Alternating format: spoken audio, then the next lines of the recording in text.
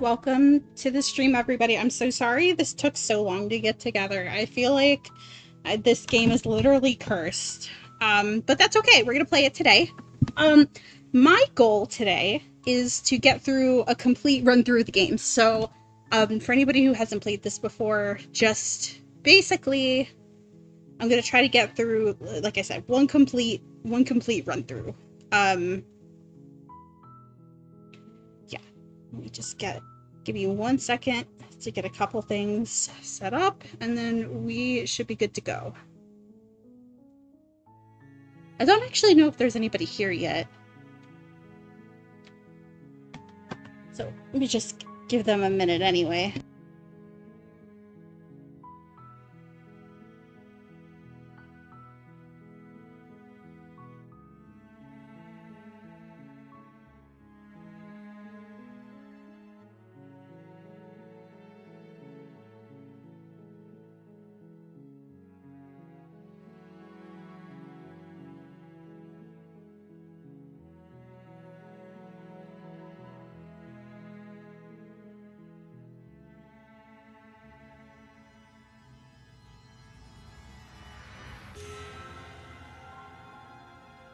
Alright. I think maybe what we'll do is we'll get started. Hopefully. I did start like a half hour early, so I'm not surprised that there's nobody here yet. But people can just come in as they please. Okay. Alright, let's get started.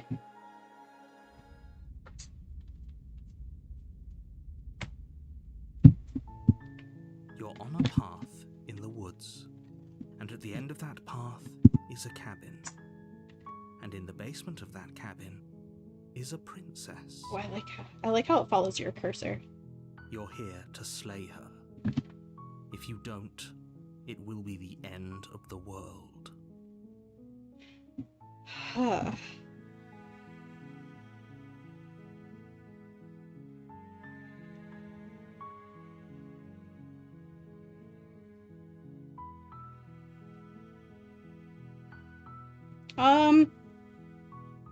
The end of the world? What are you talking about? About the end of everything as we know it.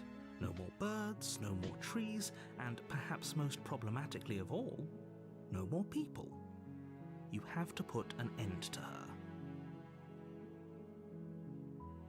But how can a princess locked away in a basement in the world? Linger on the specifics.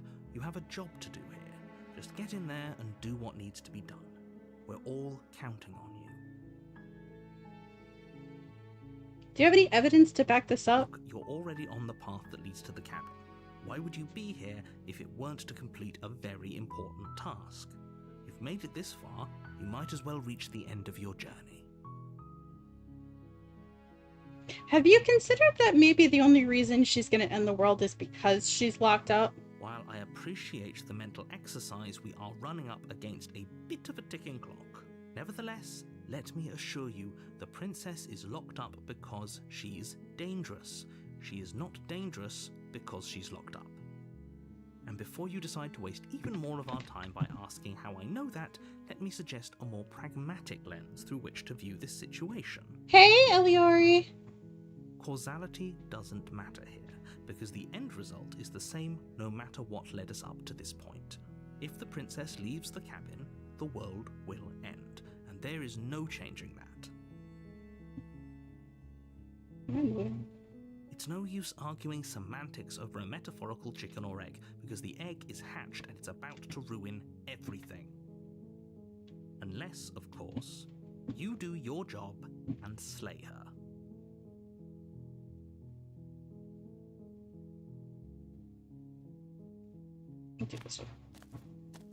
You make your way up the short path to the cabin. You'll find the princess within. A warning before you go any further. She will lie, she will cheat, and she will do everything in her power to stop you from slaying her. Don't believe a word she says. We're not going to go through with this, right? She's a princess. We're supposed to save princesses, not slay them. Ignore him. He doesn't know what he's talking about. Okay.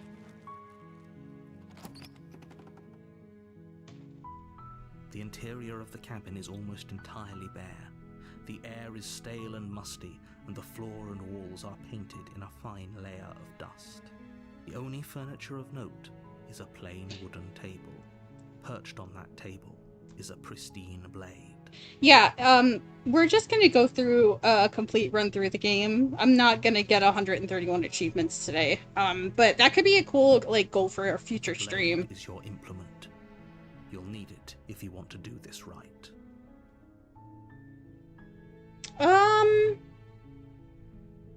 No. I think let's enter the basement without the blade first. The door to the basement creaks open, revealing a staircase faintly illuminated by an unseen light in the room below. This is an oppressive place. The air feels heavy and damp, a hint of rot filtering from the ancient wood. If the princess really lives here, slaying her is probably doing her a favor. Her voice softly carries up the stairs. Hello? Is someone there? It's hypnotizing. It's the kind of voice you only have to hear once to remember it for the rest of your life. Don't let it fool you. It's all part of the manipulation. You're playing a dangerous game by coming here unarmed.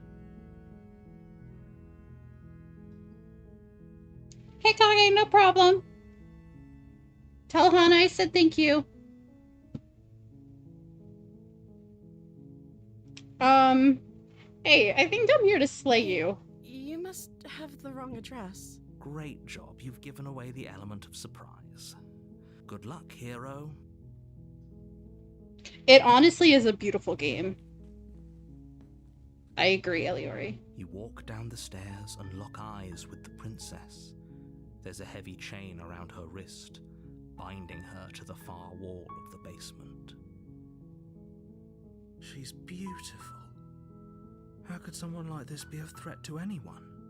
I am begging you to stay focused. There's a lot riding on you here. Hi. You were joking about coming to kill me, right? Do you think you could get me out of these chains? Hold on, let's talk a bit first. Okay.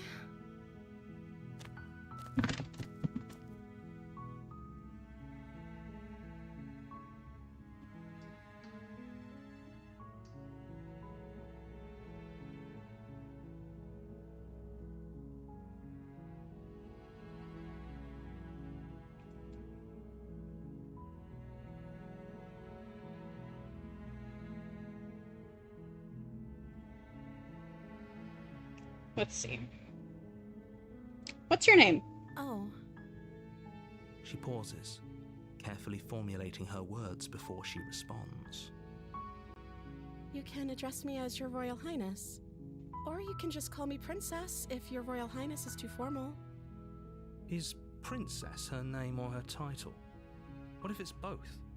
Could you imagine being named Princess Princess? So Princess is your name? Like I said, you can call me Princess if you'd like. I'm sorry, I've been down here so long I guess I've just forgotten. I must have a name though. Everyone has a name. Okay, that's weird. She hadn't even thought to pick a name for herself. Hopefully you're starting to see that she can't be trusted. Go back upstairs, get the blade, and slay her before it's too late. You think I should go back upstairs and get the blade? I wasn't kidding when I said I was sent here to kill you. You're apparently going to end the world. Is that why they threw me down here? But I don't want to hurt anyone. I like the world, I think. I don't remember much about it, to be honest. I've been down here for so long. That's... How long has she been locked away? Did they tell you how I'm supposed to end the world? I was hoping you'd tell me that. I don't know how to destroy the world, if that's what you're getting at. I believe her. She doesn't have to know how to destroy the world to be capable of doing it. At the end of the day, whatever the two of us have going on down here is about trust. Whoever sent you to slay me claimed I was a threat to the world, but they didn't tell you why. I don't trust that. And I don't think you do either, or you wouldn't have come down here to talk. She has a point. We're talking like this for a reason. Everybody in chat is very So this pro shouldn't Slay the be Princess about right now. What I'd do if I got out of here, or me saying the right thing to convince you to save me. This is about how messed up this whole situation is. This is my life we're talking about. Do you really think I can even end the world? Why would I even want to? We both know that if there's people we can't trust in this situation, it's whoever locked me down here, and it's whoever sent you here. And those two groups are probably one and the same. Don't let her turn the tables here. This isn't about trust. This is about risk. We stand to lose everything, all for the sake of one person, and a subjugating monarch, no less. Okay, well at this point if I go up, I know if I go up and grab the blade it's gonna change the endings. But everybody is very pro Slay the Princess. So... I'm sorry, but I just can't trust you. This doesn't add up and it isn't worth the risk to take your word over the potential fate of the world. Thank you. You turn back to the stairs, intent on retrieving the blade in the cabin. You'll regret this. I promise you. But go ahead, run along and get whatever you're planning to get.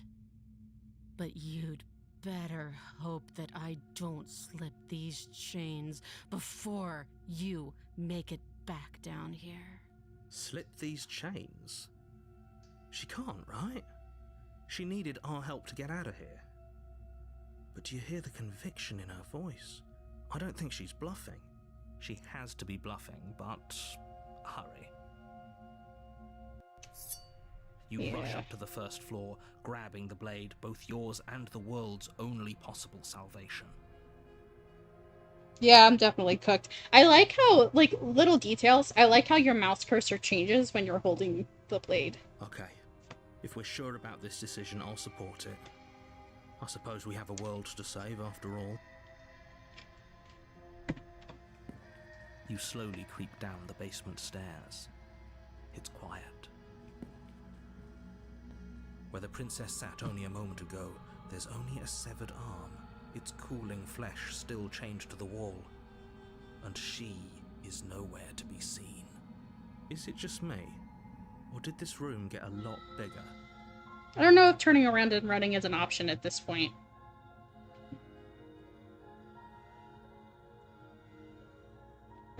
I'm just gonna lock her down there. Dangerous play.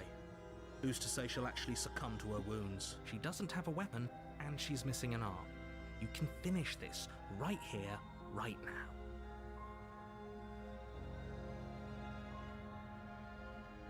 Your eyes dart to the corners of the room.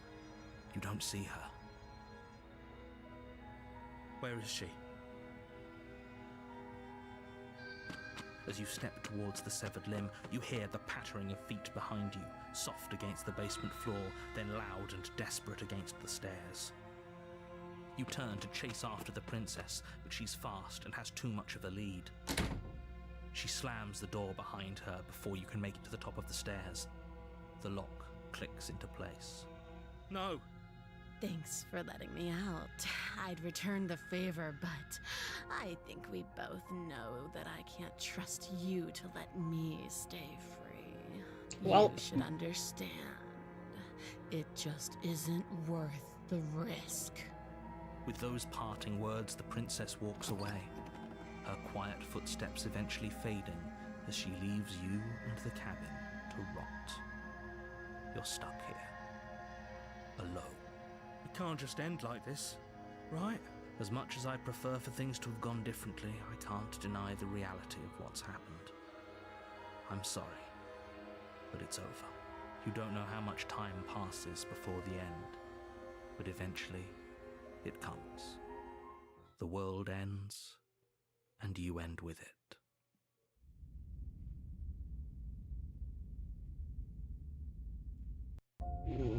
You're on a path in the woods, and at the end of that path is a cabin. And in the basement of that cabin is a princess. Yeah, I'm gonna try to get through one entire run through the game. It's just gonna depend on Like, I didn't take into account with the reading of the lines. It said it'd take a little bit longer, but I don't think it would be a problem. The witch! You're here to slay her. If you don't, it will be the end of the world. I'm getting a terrible sense of deja vu. Terrible sense of deja vu? No, you don't have that. This is the first time either of us have been here. If he doesn't remember what happened, then maybe it's best to keep it that way. Brilliant. We need to keep our cards close to our chest, and I'm not sure we can trust him. You know I can hear you, right? It's going to be a lot harder than you think to keep secrets from me.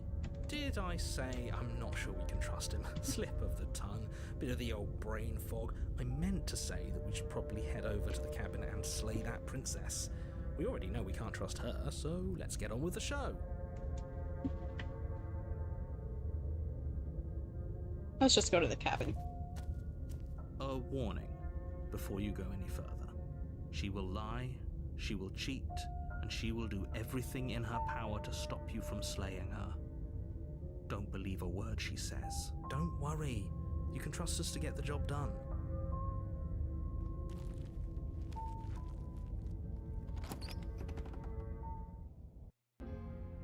The interior of the cabin is a mess of twisted roots. The walls a chaotic weave of knotted wood that, almost as if by accident, just happens to resemble a room. The floor is damp and earthy, and the only furniture of note is a slab of mud in the shape of a shelf, with a pristine blade perched on its edge. The blade is your implement. You'll need it if you want to do this right. What? You walk up to the wall next to the basement door. It's a wall. There isn't... What are you talking about? This isn't a wall. It's a mirror. Or at least it'll be a mirror once we wipe off that layer of grime. Yeah, right? You reach forward and rub your hand against the cabin wall. I hope you know how ridiculous you look right now. Do we want to take the blade? I feel like we should take the blade. You take the blade from the shelf. It would be difficult to slay the princess and save world without a weapon. Well, if we're grabbing a weapon, we should probably keep it hidden behind our backs. She doesn't have to know we have it. That's not actually a bad idea. Alright, let's go. The door to the basement creaks open, revealing a staircase dug into the muddy earth below. The ceiling is thick with roots that hang like locks of tangled hair. The weak starlight from the cabin windows behind you can barely penetrate the gloom here, only illuminating the edges of an opening below. It shines in the darkness like some kind of massive maw, waiting to swallow you up into the earth. The air smells of dirt and copper. It's thick and wet, as if your lungs are being coated in mud with each intake of breath. If the princess lives here, slaying her would probably be doing her a favor. Her voice skitters up from below. Something nasty finds itself on my stairs. Come on down. Don't be scared. I probably won't bite. I'm not nasty. But you are. You're a wretched little thing. That's I rude. recognize that voice as easily as I recognized your nervous little footsteps coming up the path. I know who you are, and I remember what you've done. She must have you confused with someone else. She Right. seems friendly enough. Maybe we can talk our way out of this whole situation. Right. You can't. Unless you slay her right away, she's going to break free and end the world. There's no reasoning with what she is. Look, I'm just throwing ideas out there. I like to think out loud. I'm the kind of guy who likes a discussion. Don't we want to hear what everyone has to say before making any big decisions? Do you want to hear what everyone has to say? Or do you just want to hear yourself talk? You need to stop lingering. Your task is to slay the princess, not endlessly debate about what to do with the princess. Fine, fine. You're the boss. Thank you. You descend the basement steps, entering the dark room below. You can just make out the shape of the princess in the gloom. She's huddled against the far wall, her eyes bright and glaring from amid the thick roots. And there you are, one hand tucked away. That's no fair. Ah! How would she know that? Sorry, guys. So, we've dropped the pretenses. Good. You made a comment back in the woods about having been here before. Now she's acting like the two of you already know each other. Yeah, maybe you should fucking listen to me. No. You've already been here, haven't you? I literally That's already pretty told sharp. you that. How'd you figure that one out? Call it deductive reasoning. Well, you seem to be great at it. So, you really don't remember us, do you? No, I don't. But you and the princess clearly have a shared reality, even if I'm not a part of it. I won't waste time fighting you on something that's clearly true. I'm just glad we could put all this behind us. Is it all behind us? Just focus on the task at hand. I don't care if you've been here before, and I don't care if you think you'll go somewhere else after this. My world is on the line right now, so I'd appreciate it if you would take this seriously and slay her. Let's chat her up a bit first. Maybe we can find a middle ground where everyone's happy. Don't talk to her. You're just going to make things more difficult than they have to be. Sorry, man. We're past diplomacy. This is our violence Wow. run. I seem to remember you having a tongue.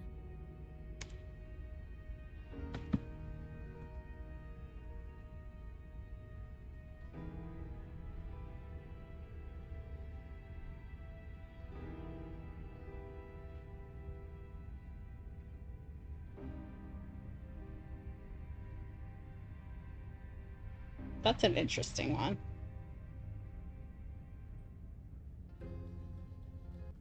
Without uttering a word, you charge the princess.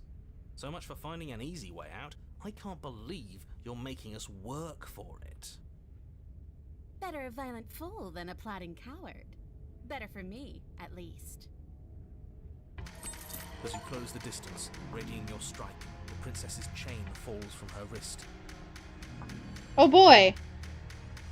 She takes advantage of your split second of surprise and throws a fistful of dirt into your eyes.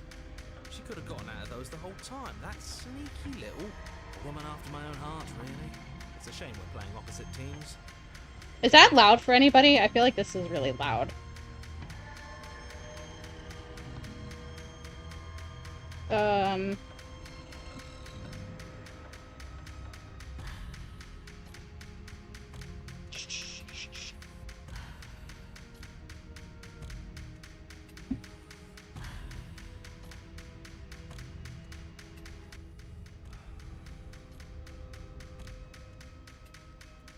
Alright.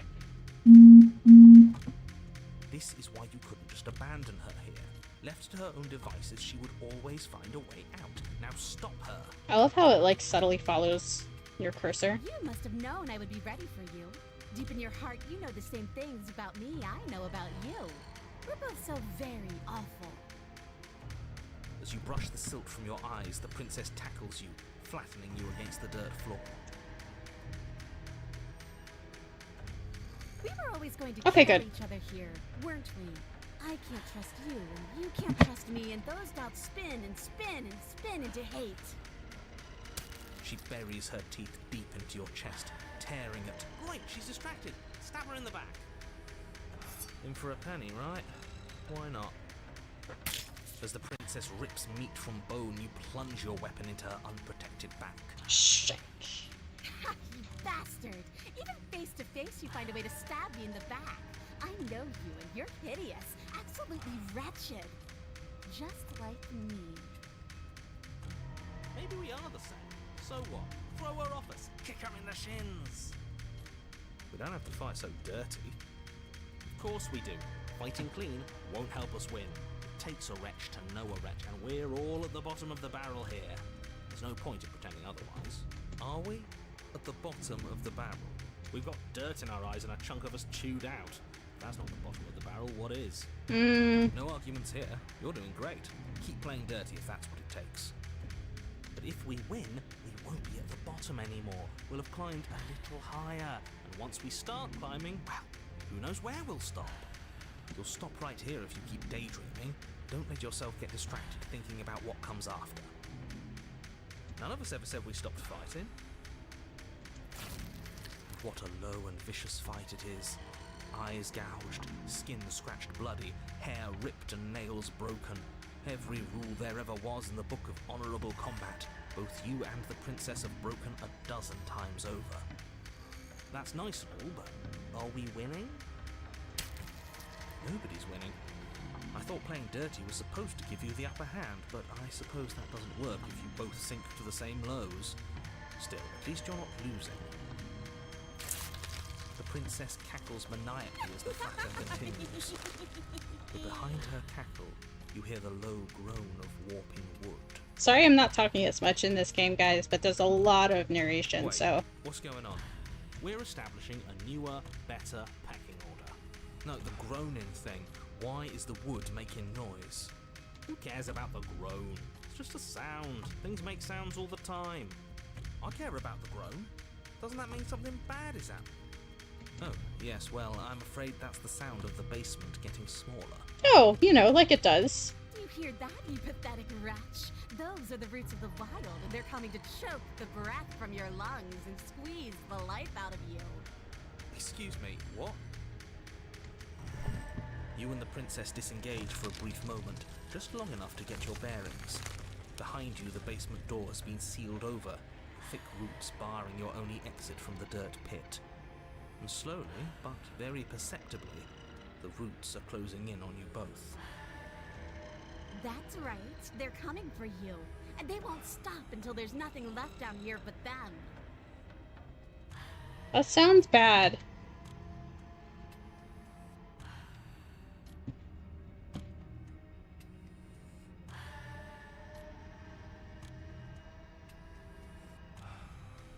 Go on, The fighting. princess once more, and once more the two of you fall into a vicious brawl. The basement continues to shrink as you fight, but neither of you pay it any more mind. Not until it's too late. The roots twist around you both, binding your limbs and rendering you helpless. As your fates close in, all you can do is watch her, and all she can do is watch you. At first it's almost gentle. The two of you lifted delicately off the ground. Yeah, for The sure. cradle of the growing roots soon gives way to tightness, and that tightness gives way to bulging pressure as they begin to constrict.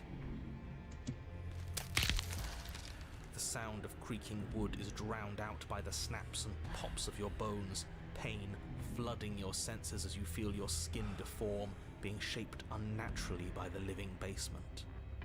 Tears well up in the princess's eyes, her own bones splintering and flesh swelling with trapped blood.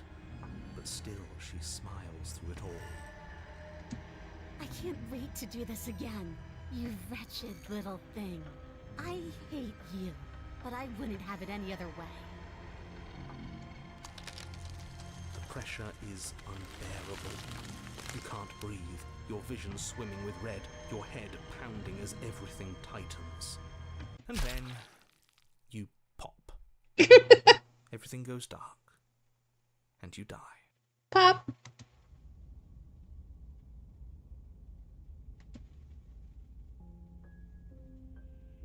We are a path in the woods.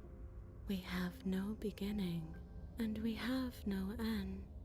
But something cold and unnatural sits watching us from just beyond our edge. His gaze pushes against our borders, curling them in on themselves, preventing them from stretching to the places they need to reach. No, that's all wrong. You're not a path in the woods, you're on a path in the woods. Who's even saying that? That's not the princess, is it? Oh no. How many times have you been here? I think this is our third? That's bad. That's very, very bad. It wasn't even supposed to reach 2. If you're at 3, well, no wonder things aren't the way they're supposed to be. Let's get our facts straight. What happened last time? What could you have possibly done for things to be like this?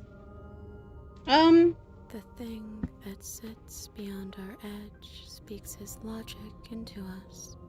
He tries to grasp at things that cannot be grasped. He tries to stare with wide pupils at that which can only be held from the corner of the eye or with a passing glance.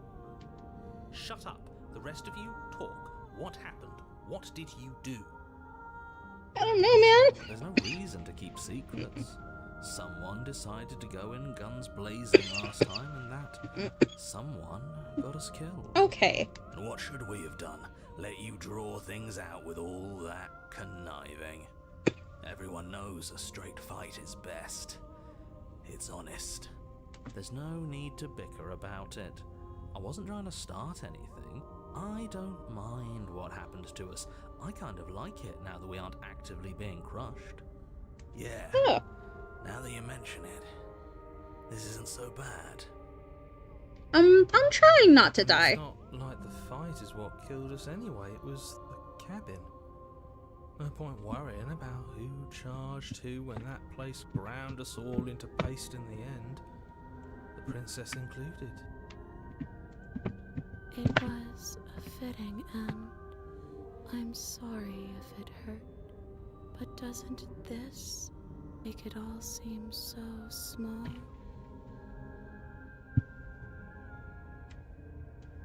I see. So the cabin ground you into paste, and now you're convinced you're stuck together. What a mess. He doesn't understand. We aren't convinced of anything, and we aren't stuck together. We're one. This is how we're supposed to be. Can't you feel it?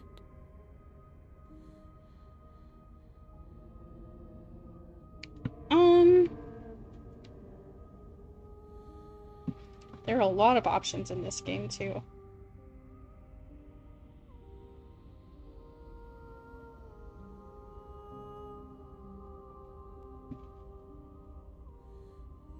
I'm not watching you, I'm trying to help you. That's not an answer to our question. I don't know what he is.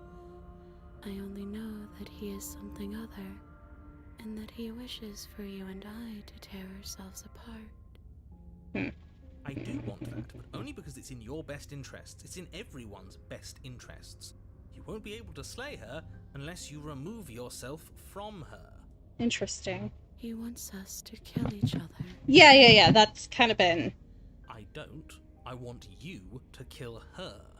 Don't be charmed by her faux solidarity. You're not in this together. She's the only one who poses a threat to the world, and she's trying to make you go along with it. You don't have to enable her, especially when you have what it takes to stop her.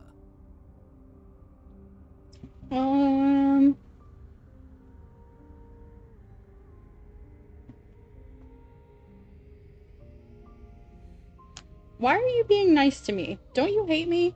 Don't we sort of hate each other? We can't go back to that. We can't go back to the doubting and the hatred and the schemes. Not after being something as beautiful as this. Oh. Doesn't all that conflict feel so far away right now? So petty? We've been posed against each other by something that understands the strength of our unity. Spoken like, honestly, a real puppet master. Have we considered that maybe she's the one trying to trick us? Yeah, right? The narrator's like, I'm tired of this talking. I'm not. Is my avatar frozen? I feel like... Excuse me. I feel like it's not moving.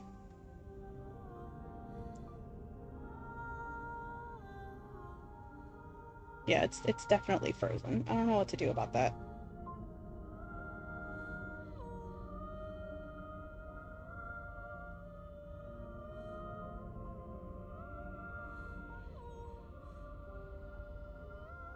Alright. Sorry guys, we're just gonna have to deal with it today. I don't know what to do about that, and with the way that this game's been behaving, my webcam input, hold on.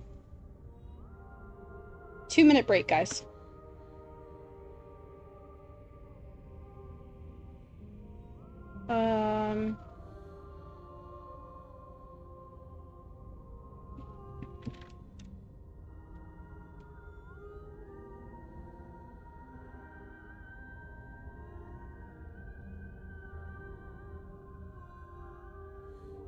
Oh, my neck is broken. That's not great.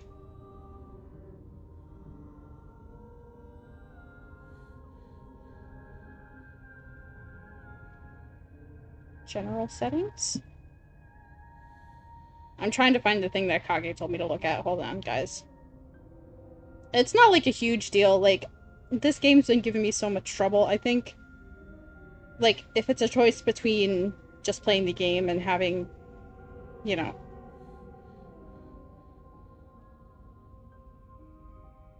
She has seizures.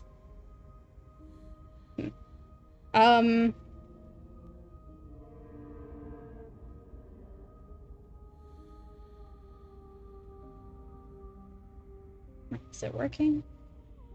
It's sort of kind of working now. Alright, we'll just keep an eye on it. If it becomes, like, distracting or whatever, let me know and I'll figure something out. But there's a feeling, isn't there? That petty feeling she mentioned, it is fuzzy, but it's there. Almost like she still hates us. It feels mutual. Please, stop. If you pay attention to that feeling, we'll fall apart.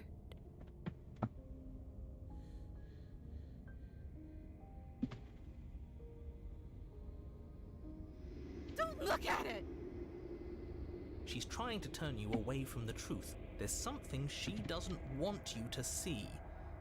I think you already know you have to look at it. Do I, though? Together. We're no strangers to effort. We can push this back down. Something might do us Hey, in Kraz! eventually, but I'll be damned if that something is a thought.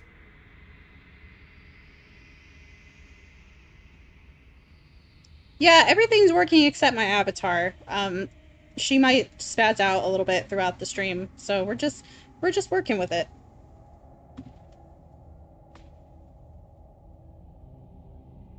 Oh, I don't know what to do.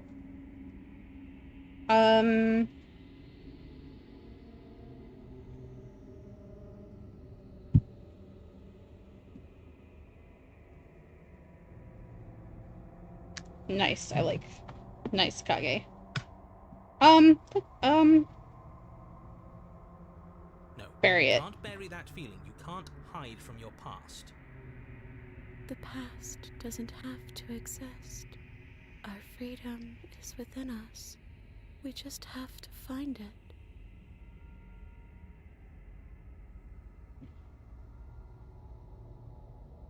But the past does exist. I remember it. Just like that, you start to fall apart. Right, she really does hate us, and we hate her. It hurts thinking about us as separate things, but we're separate. We can't hate ourselves. I love me. I beg to differ. I've hated myself for 30 We never got to years. see the end of that fight, did we? And we can't both be winners. One of us has to beat the other, right? I don't want to remember what it felt like to be killed. It was so much nicer when it didn't feel like it mattered. And yet you keep remembering. You remember the loathing and animosity you've shared with the princess, the pain and the anger and the betrayal. And you start to remember something else, too. You remember that you are a distinct being with a finite form and a mortal body. And you can feel it. There is a shifting of the space around you, the infinitesimal movement of your molecules rearranging back into the shape of what you're meant to be. Maybe bygones can't be bygones. I don't know why I ever wanted to share a body with you, of all things. It's like my very soul reeks of yours. That was horrible. This is better. Finally, I'll be able to hurt you like you deserve. I wish I didn't have to. Some division, when sown, can never truly be mended. A cavernous gash rips across whatever it was you thought you were. Ow. a being among the trees. It approaches, and it swallows your body whole. And then you find yourself blade in hand, exactly where you need to be. At the center of it all is the princess, a wooden and fleshy heart beating with an unbroken rhythm. You're filled with a sense of purpose. Strike at her. End this once and for all. This game is beautiful. Kill me then, if you hate me so much. Just get it over with. This doesn't feel like a fight. This isn't what I wanted. Where's the victory in this? Well, this should be easy. If you're sure about it. I mean, what's the point of being king of the hill if there's no one around to be better than? We'd just be sitting on a hill. Do we have to do this? You have to. You know you have to.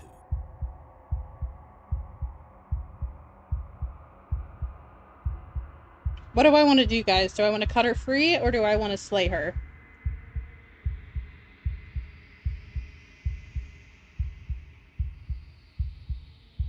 What do we think?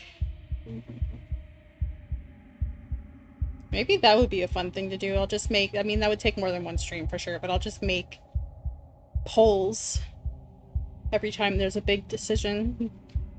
Maybe we'll do that. We'll do that after today. That's a fun idea. What do we want to do? What do we want to do?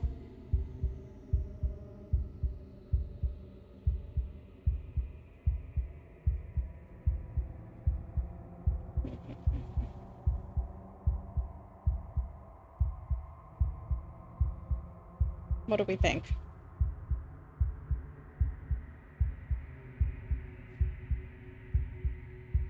God, the sound design in this game is amazing too.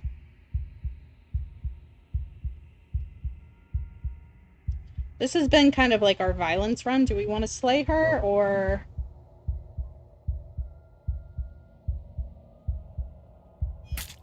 You raise the blade, taking aim at her heart. And then you strike. I'm sorry.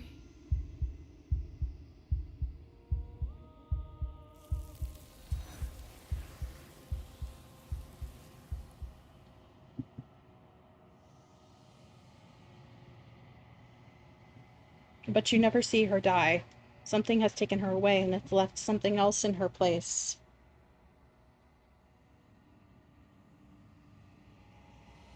She's gone. Where did she go? Should we try and find her? And there's that mirror again. Why is it here? Why now?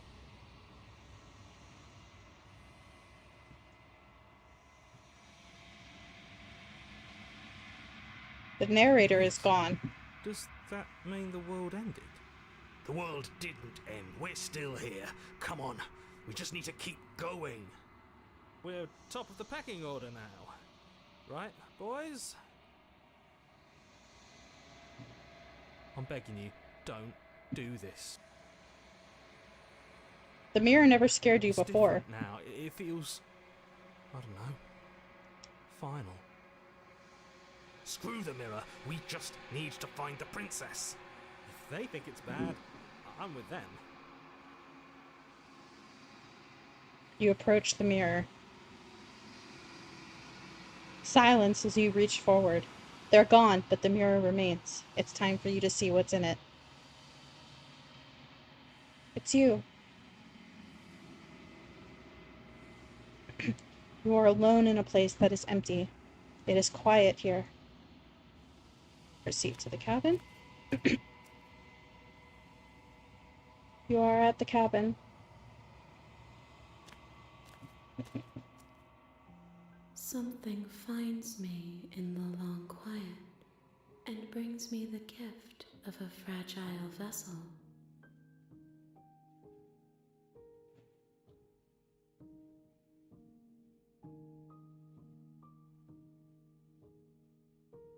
Alright. What are you? I am solitary lights in an empty city. What are you?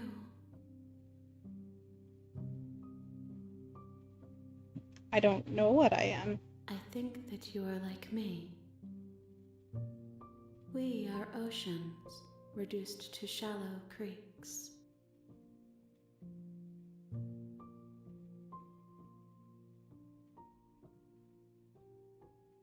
Are you the princess? She is part of me, and part of me is her. But were you always the princess, or are you just making her a part of yourself? You speak in circles. Does it matter where one thing begins and another ends?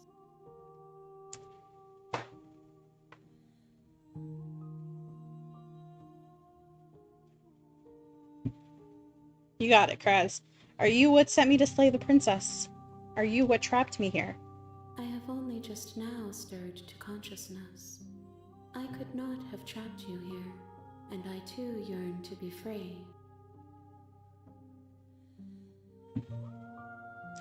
The gift of a fragile vessel. Yes, nerves and fibers to feel the worlds beyond, perspectives to make my own. This one is like a shadow of me, a memory of what she used to be, bound to the wounds of distance and time. She will make for a scarred and beautiful heart. Do not mourn her. She has finally found peace.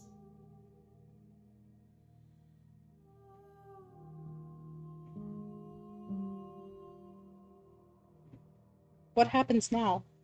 Nothing, as we are. But I know that there are worlds beyond us, and that we are meant to reach them. There is no exit, but this vessel is a creature of perception. She can make you forget, if only you believe her to be able to. Bring me more perspectives, so that I may be whole, and perhaps then we will know our freedom.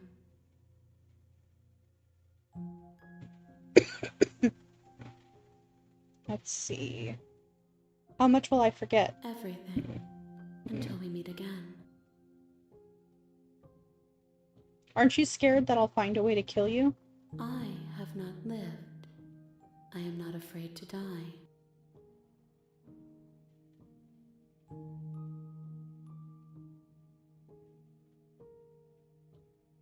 I was sent to slay the princess to stop her from destroying the world. If I help you, is that what you're going to do? You ask of things that cannot be done. To destroy is merely to reshape, to remold. You're being semantic. What are you going to do if I help you? How can I know? I am flickers in something sprawling and unilluminated.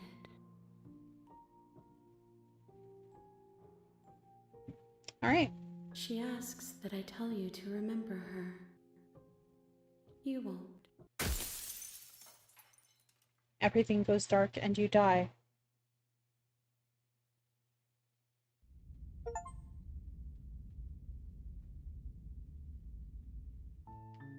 You're on a path in the woods, and at the end of that path is a cabin. And in the basement of that cabin is a princess. Are you guys... Do any of you object if I skip through some of the repeated dialogue? You're here to slay her. If you don't, it will be the end of the world. You could skip previously seen dialogue by hitting tab. Oh.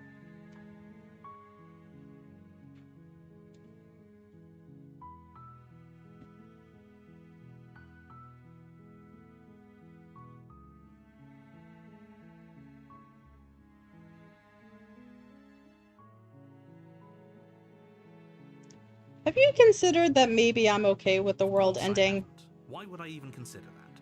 Nobody wants the world to end.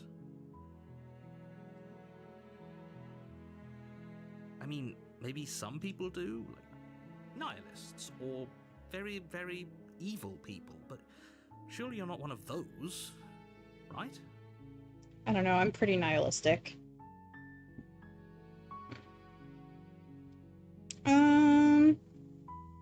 Let's go to the cabin. You make your way up the short path to the cabin. You'll find the princess within. A warning, before you go any further. She...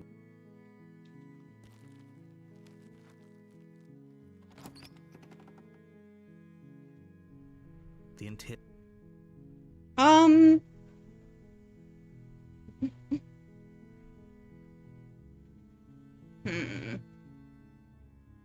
What do we want to go for this time, guys? Do we want to do a more peaceful run?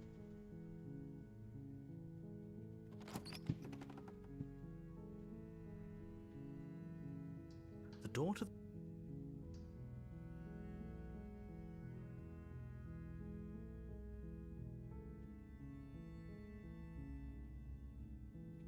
Good. You're still listening to reason. It would be better if you had a weapon, but you may still be able to do what needs to be done. You walk down the stairs and lock eyes. Let's talk a bit first. Okay.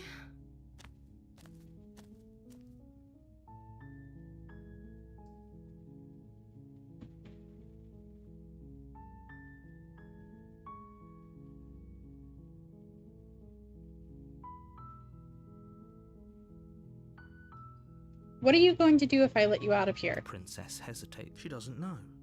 She's been down here too long to have any idea of what she'd do in another life. She knows what she'd do. She's just searching for whatever answer she thinks you want to hear. Are you looking for the truth, or are you looking for the right answer? Because with the dynamic we have going on here, I don't think the specifics of what I do really matter. It's not like you'd believe me.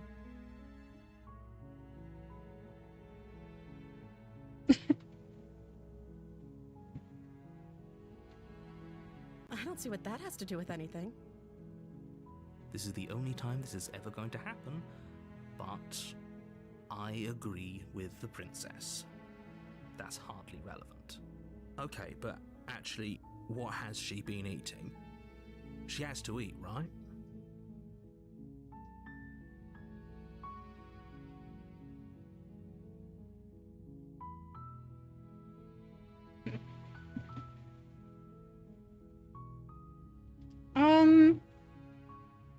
I can't believe they've been keeping you down here like this. I'm getting you out of here.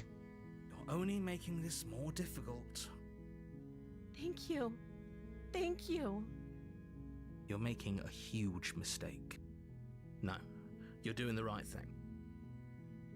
You walk up to the chains binding the princess to the wall and give them a tug. They're large and heavy, far too solid for you to even imagine trying to break them apart. I'm guessing you don't have the key? Maybe it's somewhere upstairs. Doubtful. Whoever locked the princess away down here intended for her to never see the light of day. They wouldn't have just left the key to her chains somewhere in the cabin.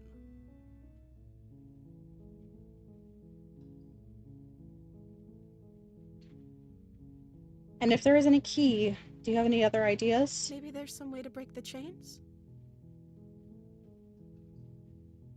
Or if that doesn't work, I guess we can always cut me out of them. She offers the suggestion with almost complete nonchalance.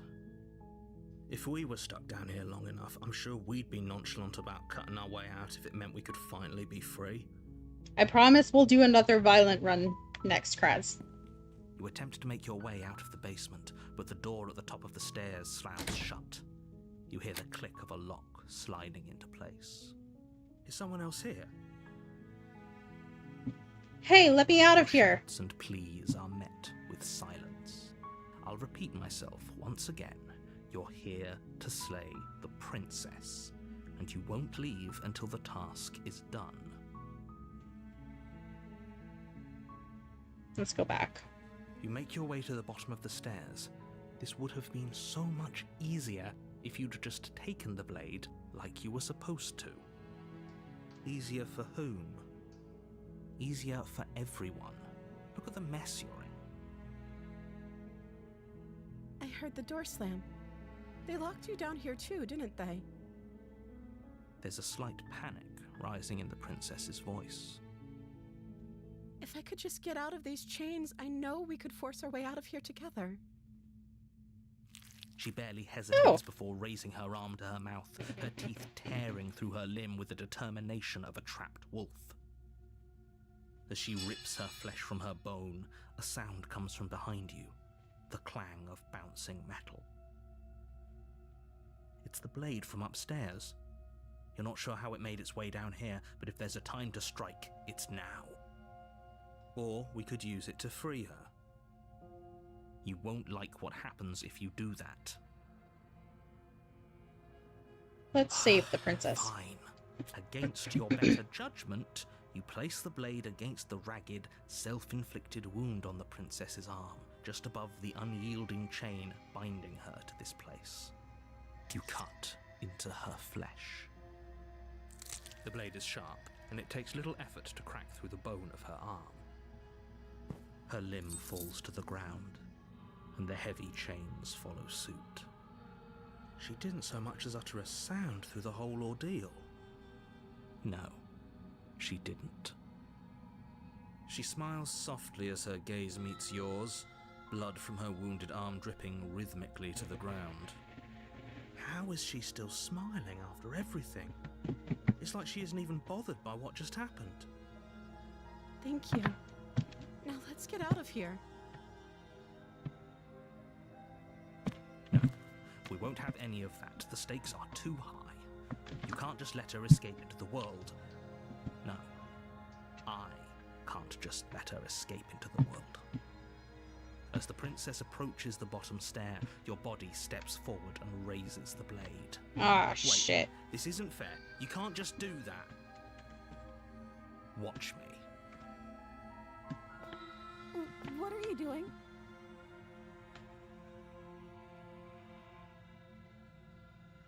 Stop that. Something's come over you, hasn't it? You know you don't have to do this, right? Your body lunges forward, the blade held low, ready to sink into her heart. But the princess dodges, stumbling back against the wall before the blade has a chance to connect. Stop it. Stop trying to resist me. I'm trying to get you out of here alive. The blade. Move the blade. As your body remains frozen in stubborn resistance, the princess takes a cautious step forward. We both know this isn't you. She nervously reaches towards you and takes the blade from your infuriatingly rigid hands. What are you doing? I'm sorry. I'll try to be quick. She plunges it into your chest, tearing through flesh and sinew. It is agony. But you aren't dead yet. Oh no! I'm so sorry. Stay strong. We can tough it out until it's done. For her sake. For her sake? Don't you start pretending that dying a painful death is some sort of heroic gesture. The two of you have literally doomed everyone. Whatever. She sinks the blade into your chest again and again and again, and you feel every inch of burning pain that slices its way into your body. I'm sorry. She doesn't know how to use a knife, does she? Apparently not, though it doesn't matter how sloppy her blade work is, does it? A stab wound is still a stab wound, and it won't be long before you bleed out.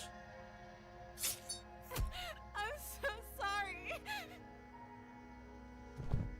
With one last thrust of the knife, your legs give out beneath you. You collapse to the floor, your blood pooling around you, your limbs unresponsive. The princess stares down at your ruined chest as tears carve rivulets of pink down her blood-spattered cheeks. It can't just end like this, right? Oh, that's rich coming from you. As much as I prefer for things to have gone differently, I can't deny the reality of what's happened. The two of you made your choice. It's over. Everything goes dark, and you die.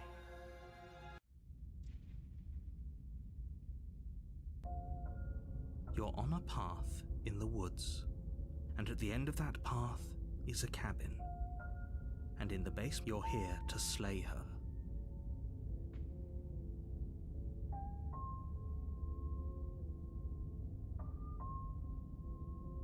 Let's just go to the cabin.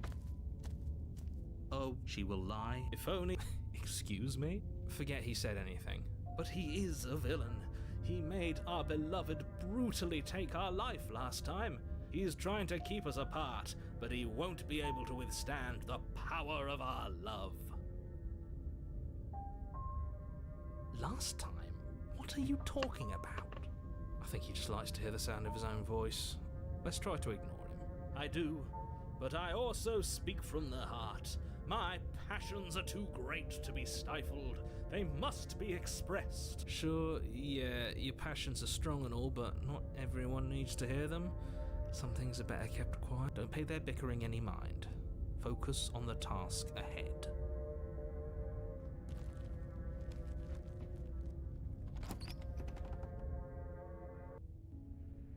The interior of the cabin is clean and elegant, its stone walls draped in fine threaded tapestries, a prison befitting a royal prisoner.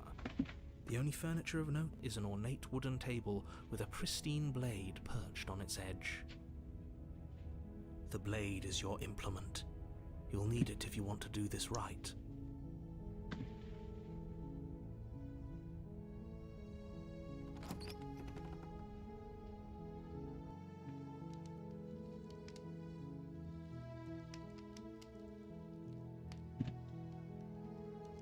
Okay, the door to the basement creaks open, revealing an intricate stairwell.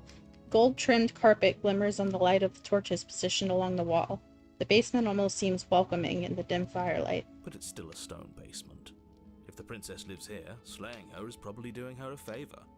A soft voice carries up the stairs. Hello? Is someone there? Her voice. It's somehow even more beautiful than last time. I think we're in love. Okay, I'm with you that we should be doing whatever we can to save her, but saying we're in love is a bit much, don't you think? We don't even know the princess. We can still do right by her without all this fawning. Yes, for everyone's sake, you're not in love. Just remember that her charms are all part of the manipulation. You walk down the stairs and lock eyes with the princess. There's a heavy chain around her wrist, binding her to the far wall. My love, we're here to rescue you from your unjust and foul imprisonment. You know she can't hear you, right?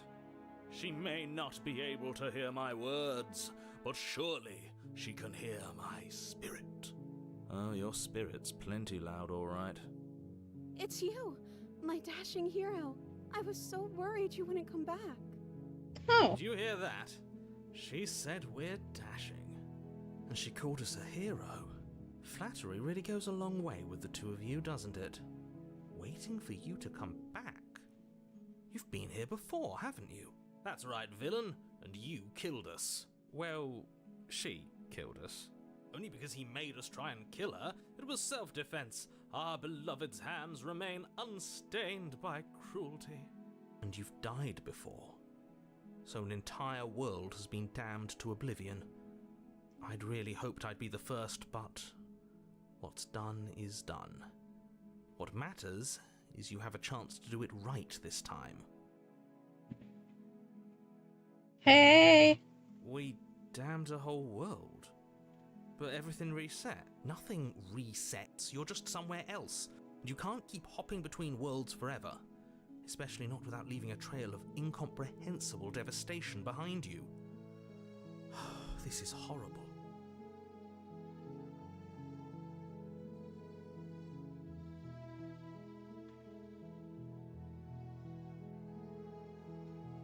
Let's see.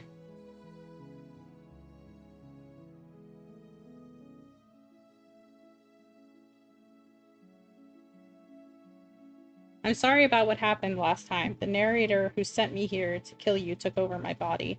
It was extremely unfair. Another version of me was pushed to such drastic action. It was for good reason. That's okay. You are just doing your best, and that's all that matters. She took that in stride. To a surprising extent. An almost unsettling extent, actually. That's because she's perfect. Do you think she has someone like him telling her what to do? She doesn't. There's no one else like me. I think he's right, because I like it better if she doesn't have some horrid little voice like him, always trying to drive her to violence. What happened after I died? You died, and now we're talking.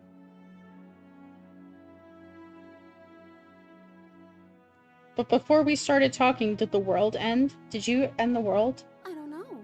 Was I supposed to have ended the world? Would that have made you happy? Isn't that just like our darling princess? She wants to make us happy. My heart melts further with every word that passes through her beautiful lips. Are you listening to her? That's a confession. I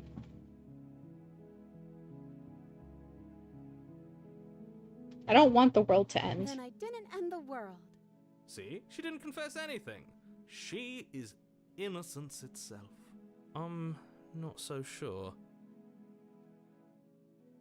I didn't bring a knife. Do I have to cut you out again? I'm okay with whatever you come up with. You can cut my arm off again.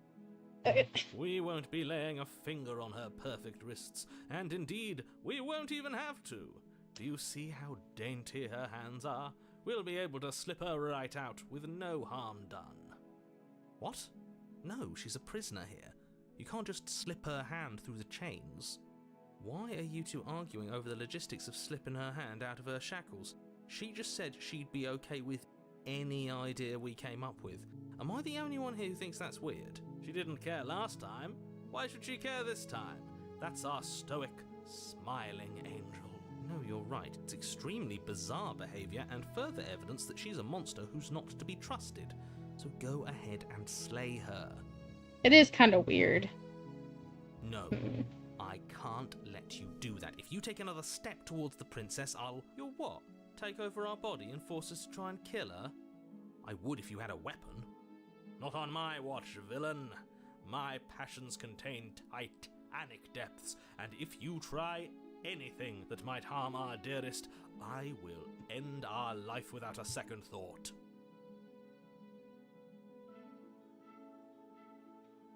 I believe the implication, Kraz, is that their voice is in our head. Which makes it hilarious that there's like a huge gap in conversation every time the voices in my head start screaming. You wouldn't. I would. I'd listen to him if I were you. He has a lot of strong feelings. And doesn't the world end if we don't stop her? You approach the princess and gingerly slide her hand from her bindings. That shouldn't have worked. I can't believe it. But I guess I have to. I told you, there's no life more worth living than that of a true believer. I'm free, and you're not trying to kill me this time. Thank you. Thank you so much. The princess jumps up and smothers you in a joyful embrace. Ugh. Aw. If only you had a weapon, one slip of the wrist and your pristine blade would be buried in her back and everyone out there would be saved. Luckily for Mr. Romance, we don't have a weapon. Who needs a weapon when we have the power of love on our side? What do we do now? We leave, and then we have our whole lives to figure out what comes That next. sounds perfect. The princess takes your hand, the last hopes of the entire world slipping through your fingers as they intertwine with hers. We have each other. We don't need the world for our happy ending. I like to think that you do, actually. Look, I have my doubts, but the choice has been made and this is happening. You don't have to mope about it. I will mope about it, because moping is the only recourse you love-blind fools have left me with. You and the princess walk up the stairs hand in hand. Ugh, look at the way she's smiling at you. She doesn't have to be so happy about this. And what happens after we walk up the stairs? Let's see. Oh, isn't that interesting? The door slams in your face and the lock clicks. That's a familiar move. Did I do that last time? Then you should know that you won't be able to leave. Oh no! Did someone lock us in here? That's not fair. We're supposed to leave now. She's right. It isn't fair. But the unfairnesses of the world are no match for the strength of true love. Enough with this true love nonsense. You just met her. We did just meet Of her, course to be you fair. don't understand. Our passions run deeper than anything you have ever known. Are you listening to this? You don't have to go along with the every whim of that delusional voice. I'm just along for the ride at this point.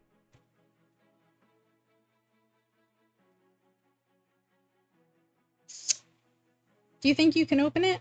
Well, I don't know. Do you think I can? Of course she can. You believe in her, right? Nobody is leaving this basement. I think you've got this.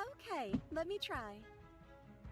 The princess tries the handle, and the lock clicks, and the door creaks open. Are you kidding me? I told you she could do it. You and the princess make your way upstairs, and the blade. That's right, there's still a chance for you to do the right thing. Take the blade from the table and slay her before it's too late. Not You're doing that. enjoying this, aren't you? You're taking every opportunity you can to draw out the end of the world and make me suffer. I hate you. Seems kind of harsh. You know, if her walking out that door is really going to end the world, can't we all just stay here? Seems like an easy win for everyone. That's not how this works. Yes, what he said. That's not how this works. Obviously, we have to leave with her. It's our happy ending.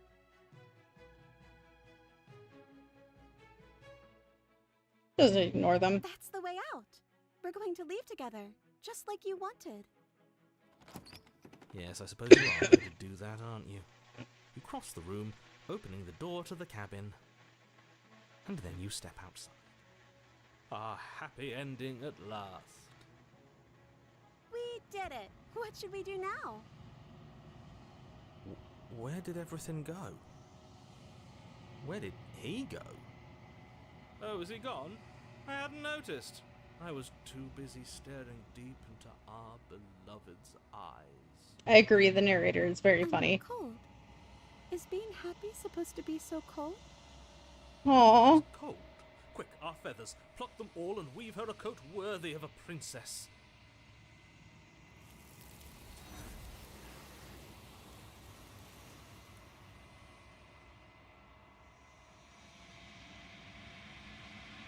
But you don't get the chance to make the jacket, nor will you ever. It's time for you to leave.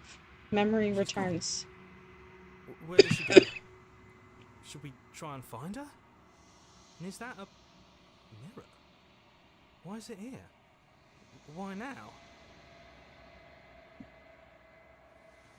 It's gonna be okay. Just trust me. We've been here before and you always But get it feels scared. so bad. Like looking into it right now is going to be the end of everything. Yes, I fear that we won't like what we'll see. What if we just sit here and preen for a while? That can't hurt, right?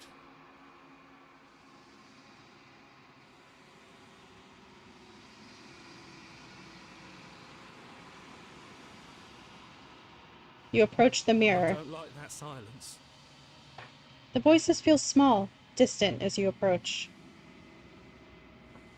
Silence as you reach forward. They're gone once again. The mirror always makes them leave. But you need to see what's in it. You've grown. You find yourself in the long quiet once again. You are at the cabin. Flickering lights in empty cityscapes become pockets of vitality and movement. I am more than I was before. What is that? Hold on. The abandoned classroom, please grant me. You are gonna kill the fucking mod section in your Skyrim game. You got it, babe. Whenever you are ready, I will wipe your slate clean once again.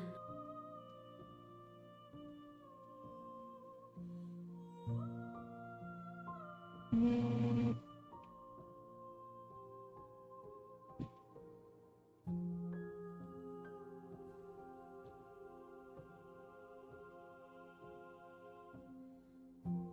Let's see. There's so many dialogue options in this game. Do you have any thoughts on this vessel? This one is soft and delicate. You molded her to love you, and she'll make for a gentle heart. Hell yeah! Do not mourn her. She has served her purpose. What does it feel like to change like this? Eyes close in reflection. Perspectives meld together, and the breadth of my experience stretches to new corners. There are contradictions, conflicts in my nature, and there are familiarities that bind everything together. It feels correct. This is what I need to be. This is the only path forward.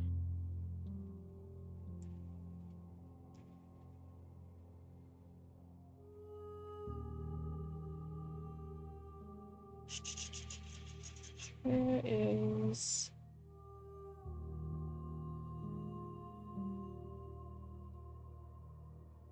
Jesus Christ.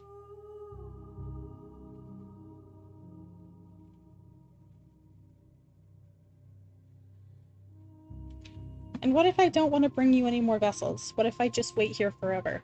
Then we will remain here as we are now. Barely finished. Damp. Cavernous.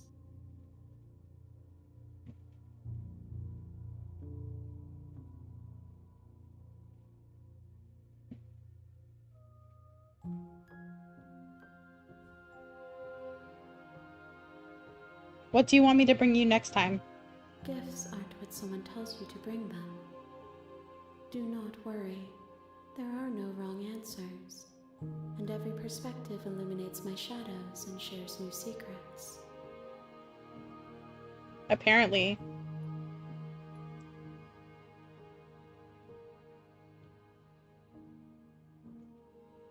When I go back, it's as if an invisible wall closes around me. Why can I not do the same things I've done before? Those paths lead to worlds you've already seen, and to perspectives I have already made my own. They are useless to us now, inaccessible. The only paths of value are those that are yet untread.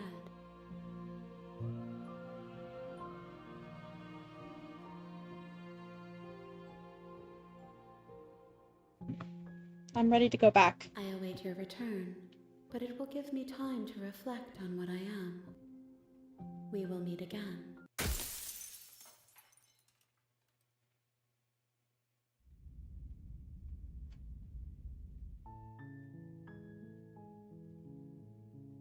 Killing a princess seems bad, doesn't it? Does it?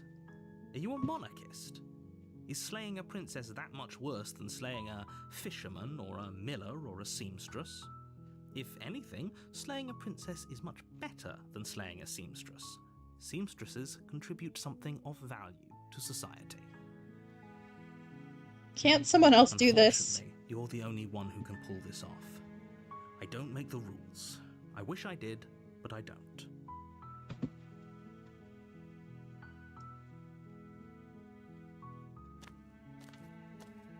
You make your way up the short path to the cabin.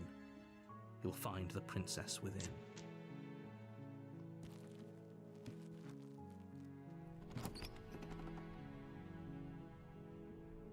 Let's take the blade. Let's just kill her this time. Let's see what happens then. The door to the basement creaks open, revealing a staircase faintly illuminated by an unseen light in the room below. This is an oppressive place. The air feels heavy and damp, a hint of rot filtering from the ancient wood. If the princess really lives here, slaying her is probably doing her a favor. Her voice carries up the stairs. Who's there? She sounds dangerous. It's almost as if she's the one in charge down here. Don't let it fool you. It's all part of the manipulation. Good. You're still listening to reason. You walk down the stairs and lock eyes with the princess.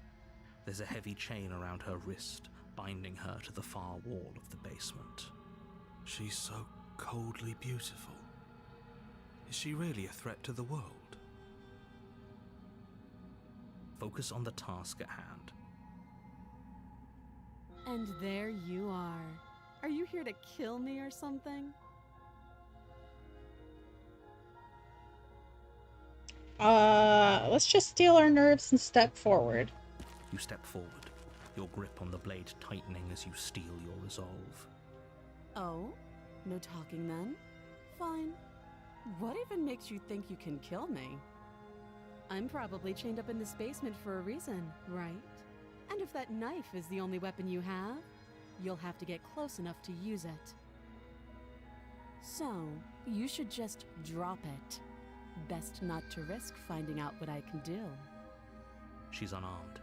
If you hesitate now, it'll be too late. End this.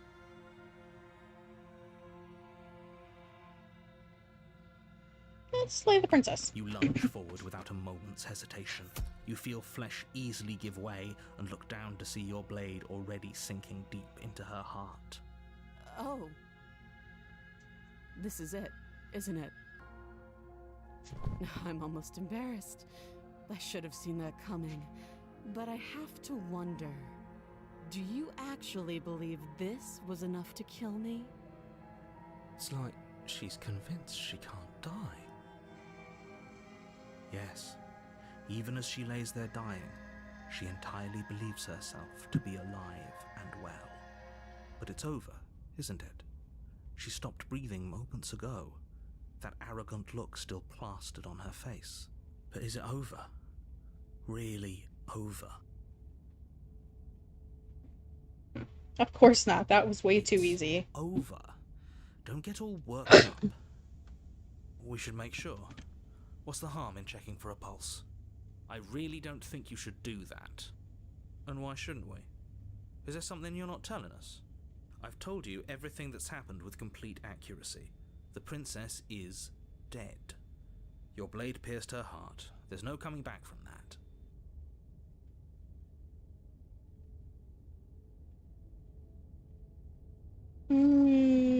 Check for a You pulse. lean down and place your hand against her neck, holding your breath as you search for a pulse, even though you know you're not going to find one.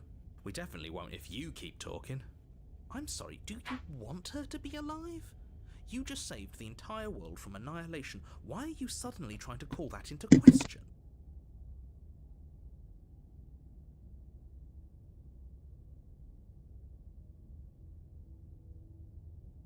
Sorry, I had to find my dog.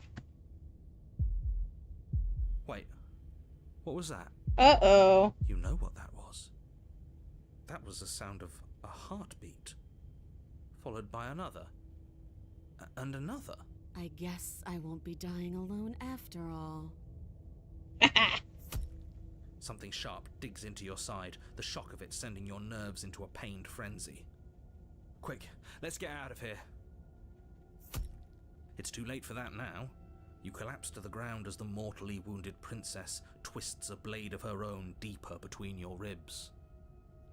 As you fall, she falls with you, exhausted by the effort, the little life that was left in her eyes fading rapidly. An eye for an eye. A life for a life. I guess we're even now. See you around. You were so close. Why did you hesitate? It doesn't matter. At least you managed to take her with you. For whatever that's worth. Everything goes dark, and you die. The razor. You're on a path in the woods, and at the end of that path, you're here to slay her.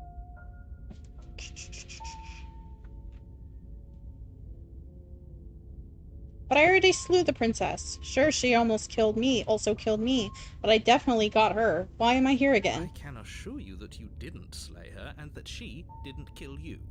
People don't just spring back to life after dying, and the two of us are meeting for the very first time. he doesn't remember what happened, then maybe it's best to keep it that way. This whole thing's a crock of shit. She's just going to pull a knife out of nowhere and stab us again. Stabbed to death? Well, you won't have to worry about that. The princess is unarmed. Yeah, that's exactly what you told us last time. You said this whole thing would be easy, but after we sank our blade into her heart, she just got up and started stabbing us. Calm down. I assure you she has no weapons, so there's no reason to fear her. You were made for this job. You'll do just fine.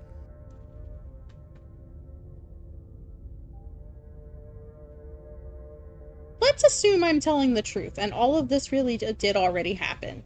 Why should I listen to you? Why should I bother doing anything? Those are two very different questions, but fine. I'll indulge you if that's what it takes to get you moving.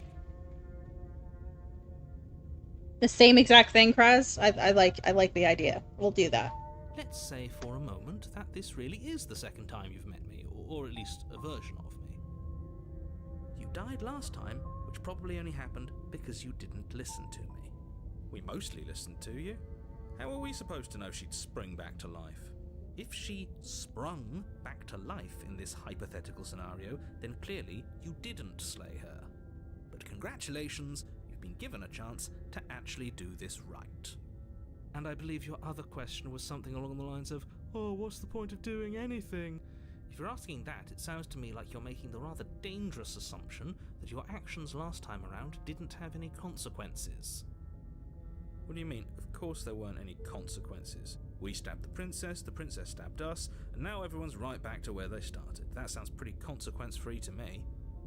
Yes, but in this purely hypothetical scenario, that begs the question of how you got back here. Did time simply rewind itself, or were you instead transported to a different world entirely? Had you failed to slay the princess, what would have happened to everyone in the place you left? Screw this. Who cares what happened to everyone else? She's not going to play fair, so we should do what we can to save ourselves and just get out of here. At least you know not to trust her, but you do realize that everything and everyone includes you, right? If you turn around and leave, you're dooming yourself as well as everyone else.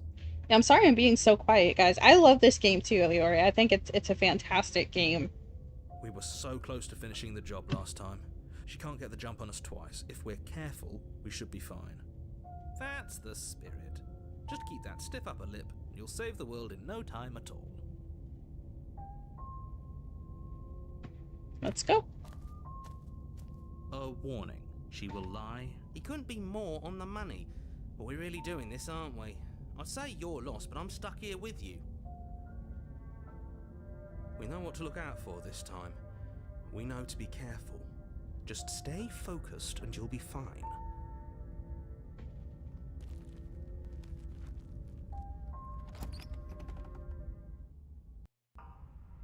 The interior of the cabin is a jagged mess of warped wood and broken boards, their splintered edges as uninviting as shattered glass. The only furniture of note is a pointed table with a pristine blade perched on its edge. The blade is your implement. You'll need it if you want to do this right. So we're doing the exact same thing. We're gonna take the blade. You take the blade from the table. It will be difficult to slay the princess and save the world without a weapon. It feels a bit better to have a weapon in our hands. Let's make her hurt for what she's done to us. Let's go. The door to the basement creaks open, revealing what must once have been stairs. The fractured slats look as if they've been torn from their source and violently jammed into the wall. The air seeping up from below has an almost metallic quality to it, like the smell of fresh blood. And you can hear what sounds like the rhythmic scraping of metal coming from down below. If the princess lives here, slaying her would probably be doing her a favor. That's right, scraping. I told you she has something, I told you.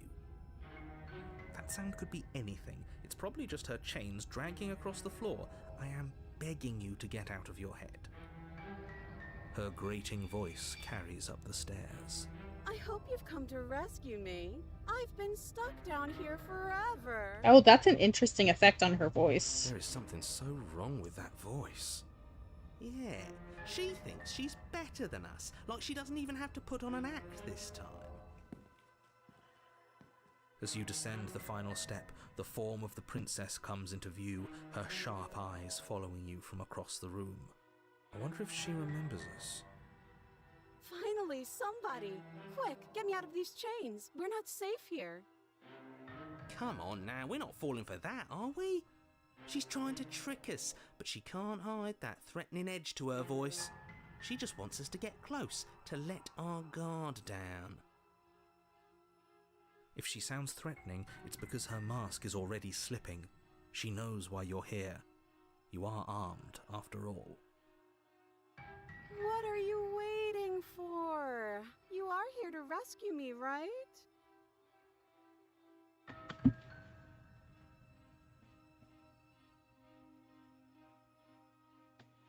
Screw it. Slay the princess. The princess falls silent, her smile unwavering as you charge across the room.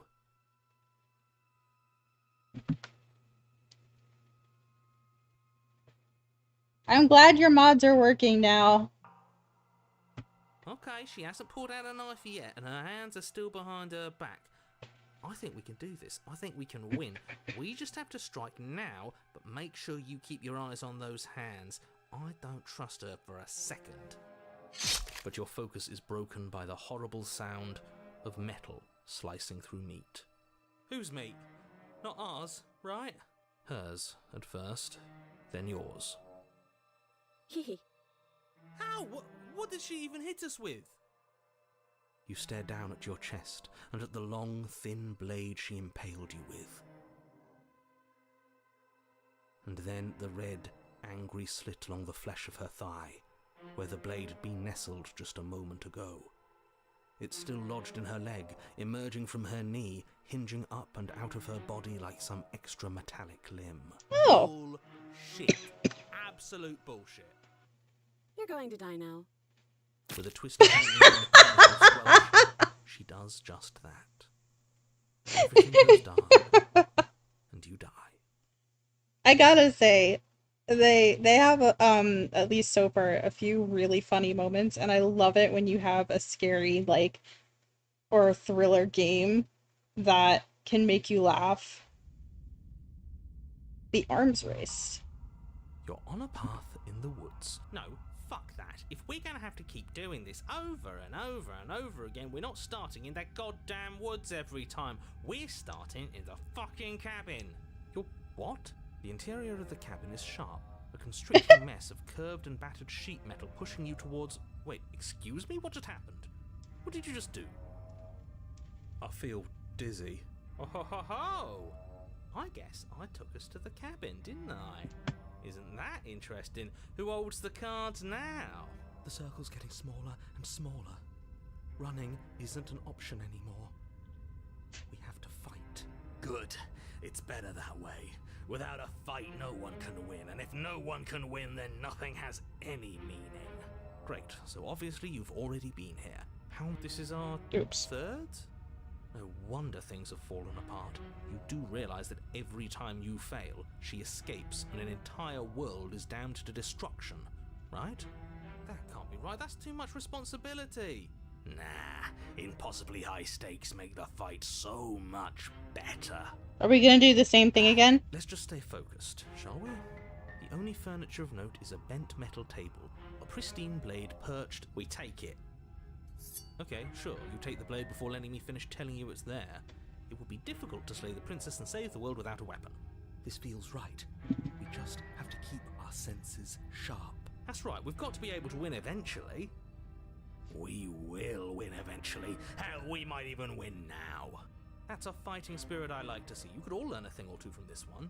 I'd love to get started just as much as you would, but how are we supposed to get down there? You walk through the door. You do know what doors are, right? There isn't a door, there's just that mirror. There isn't a mirror. You really messed things up, didn't you? It's like you can't even see reality anymore. I can feel the air coming up from behind it, stinking of iron and steel. He might be right. Could be a trick. If our other senses can't feel it, then we can't trust it. If it's in our way, let's just break it and move on. You make your way to the door at the end of the room, stopping just in front of it. You really must think you're looking at a mirror. Well, it doesn't exist. Just reach forward and open it. Let's just fumble for the handle and be done with it. I don't care what we look like. I care about getting to the end of this mess. You reach forward and place your hand on the door to the basement. It creaks open.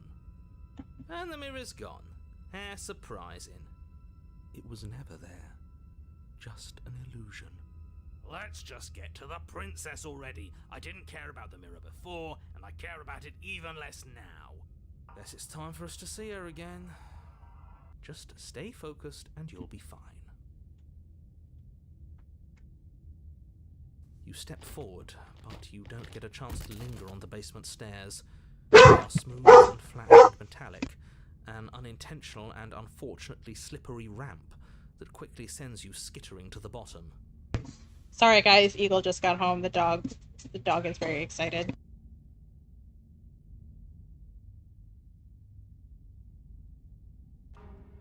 Your body tumbles onto the basement floor and the form of the princess comes into view, standing at a distance. She gives you a wry smile. Hi, it looks like you don't have a way out, so I'm not going to play dumb anymore. Sorry. But don't worry about how bad you did last time. That's part of the fun. But Aunt Kage says hi. Aunt Kage says hello. She's got another thing coming if she thinks we're going down easy again. Pride makes us dead. The only thing that matters is survival. Actually, does survival matter? We've died twice and nothing bad has come of it. We just need to find a way to win once. Nothing bad has come of it yet. Plenty bad has come of it. You've left at least one entire world to ruin. The people there mattered. The past isn't real. There's only here and now. Your internal Whoa. is cut short by the wet sound of slicing meat. From the princess's arms erupt twin blades, glistening with her blood, the empty flesh of her arms flopping at her elbows like torn sleeves. The chain clatters to the floor. I like this game's very I like the kind of body horror that this game has. She's loose, and she is coming for you. You're going to make me walk over to you, aren't you? Shit. She's coming for us and I'm out of ideas.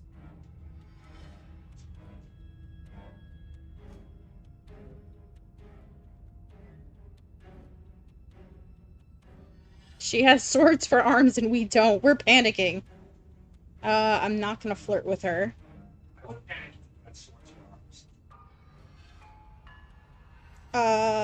We're going to appeal to her authority. We're gonna fight her again and going to have a stiff upper lip about it. Yeah, sure. Yes, yes. This is the best idea anyone has ever had. Yeah, sure, why the hell not? Let's see if we can turn off the part of us that feels things. Pain is good. It's how we stay alive. Nah, I'm sick of pain. Yeah, this whole thing would be a lot more tolerable if it didn't hurt so much. Let's wait for her. Just standing there, huh? A bold strategy. The princess closes the distance and we dodge. And you dodge. And we fight back. And you fight back. Oh, you're fast. But let's see how fast you really are. You and the princess enter a quick and vicious exchange, each of you wounding the other, but neither landing a fatal blow. Yes, yes, this is exactly it. But the dance couldn't last forever. All it takes is a single clumsy moment. She skewers you. Gotcha. And? Does it hurt? No. Oh, a new one of us. I thought that only happens when we die. Did we die? You're on it. No, you're in a... Where the hell are you? I don't like that we died without us knowing it. This really, really blurs some lines that I prefer not to be blurred. Are we still dead? Are we alive again? How are we even supposed to know the difference? If we didn't realize we were dead, then we made progress. Good job. Stop saying dead, all of you. We might have died a second ago, but right now we're extremely not dead. This is all horribly wrong. How many times have you been here? Oh, a bunch, my This is dude. 4. No wonder everything's such a mess. This wasn't supposed to go past 1.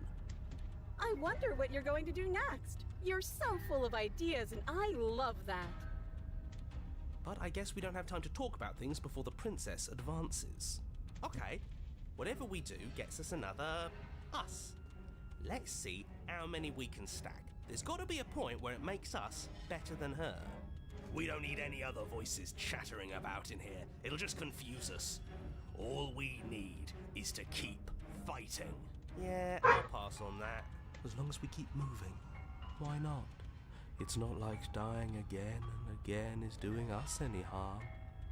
Let's see how far this little mind hole goes, shall we?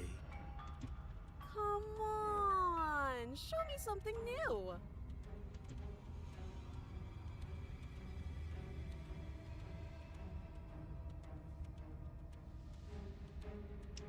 She wins by killing us, right? No, I'm not gonna kill. I'm gonna think of a better idea.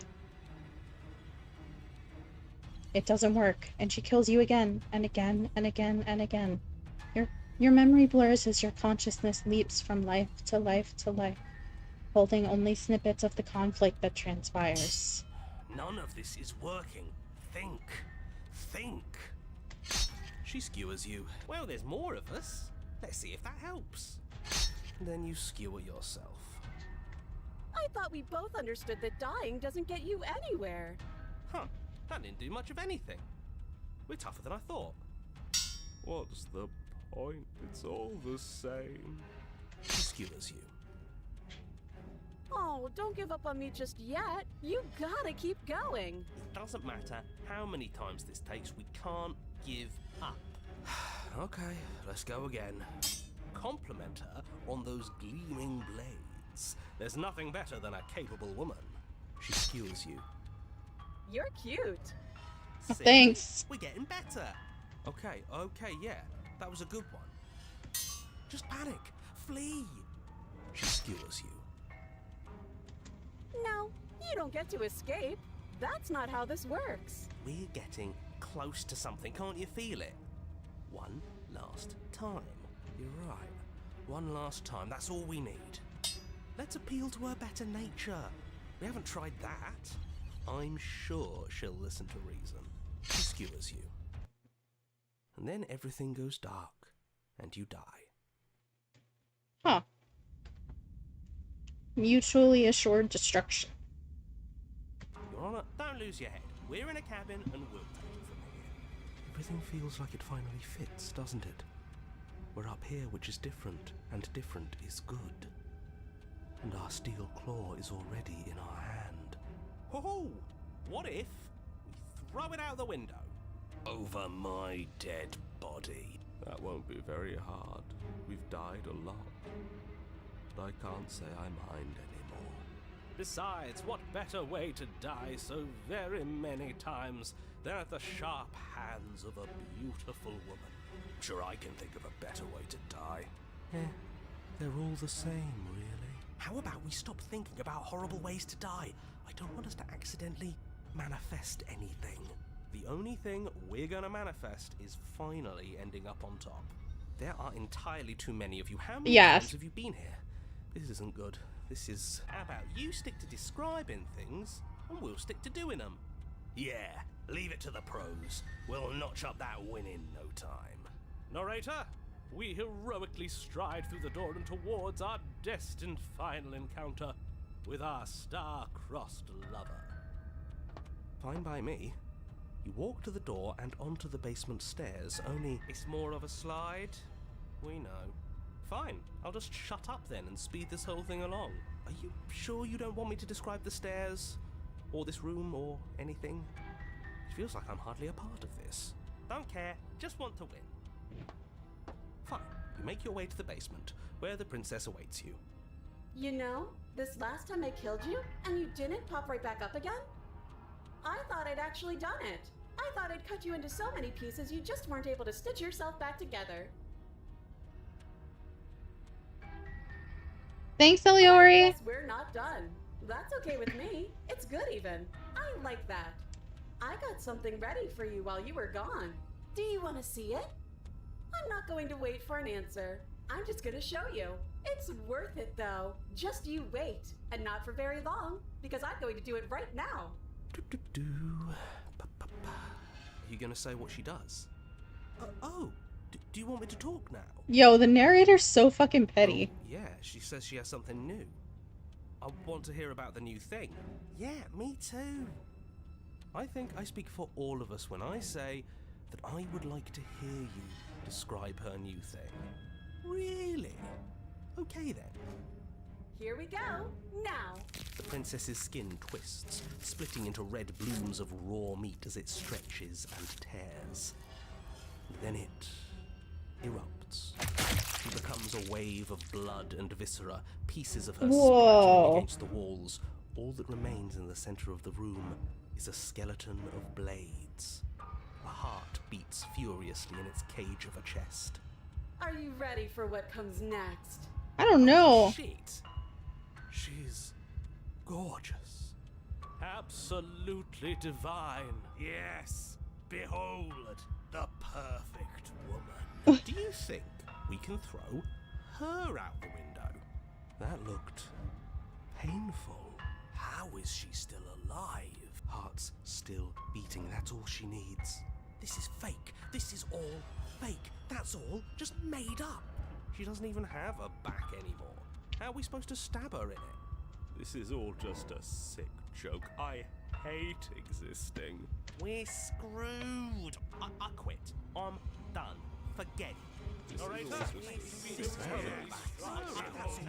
What just happened? It's so quiet.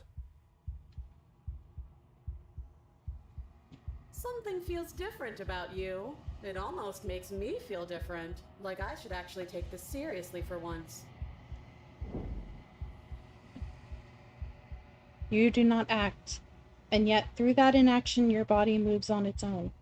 The princess strikes it as you approach, but as her blow finishes its arc, you're already somewhere else. You're incredible. Your weapons clash again and again, you and her entering a rhythm free of thought and free of self. There is only the dance, the ebb and flow, the shifting of the tides back and forth between you. The deeper you fall into your play, the faster your heart pounds, and the faster the momentum volleys between you. An endlessly building crescendo, and then an opening. Your blade strikes free of volition, and hers strikes too. Both strikes are lethal. Neither of you will survive, but neither of you fear what's to come. This is a good ending.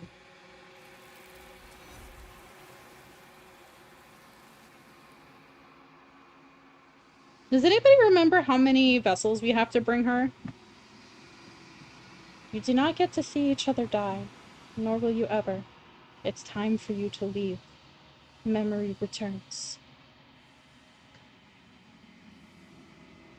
You do so. Gaze into our reflection. Silence as you reach towards the glass. It's time for you to see what's in it. You've withered.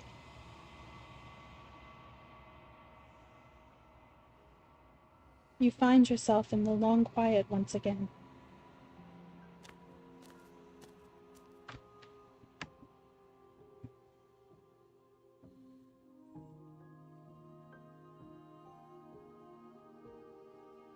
You are at the cabin.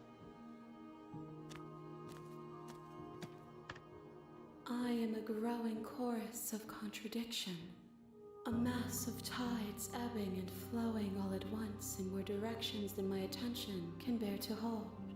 To look at any one is to shift them all into something new, and to look away is to reshape them yet again. All of me is changing, and yet the rest of me is still the same.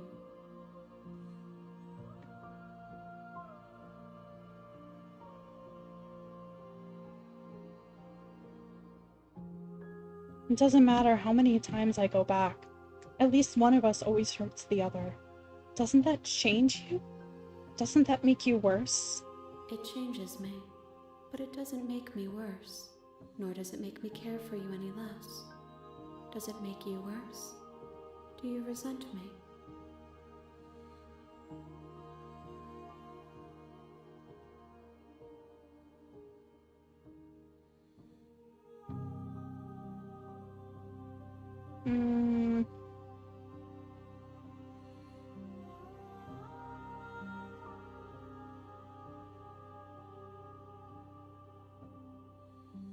Let's go with this one.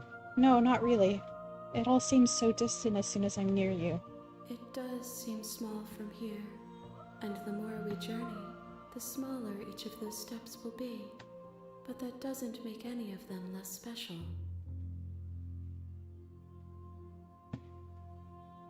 What do you think of this vessel?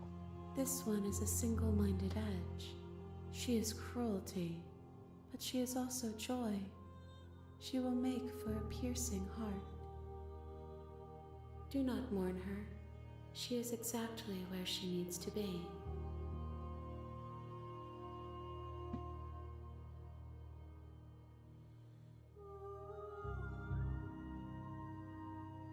Do you know what happens to the worlds we leave behind? My perspectives are shadowed.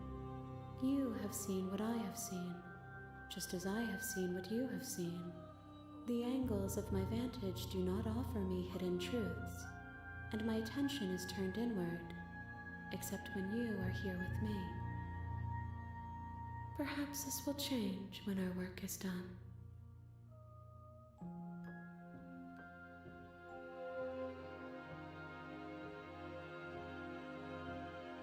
How many more vessels do I need to bring you? We will know when we near our destination.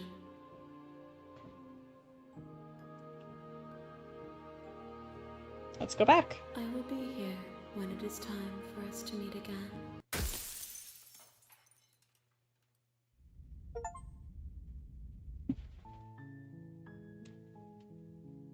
Let's turn around. Seriously? Let's leave. You're just going to turn around and leave? Do you even know where you're going?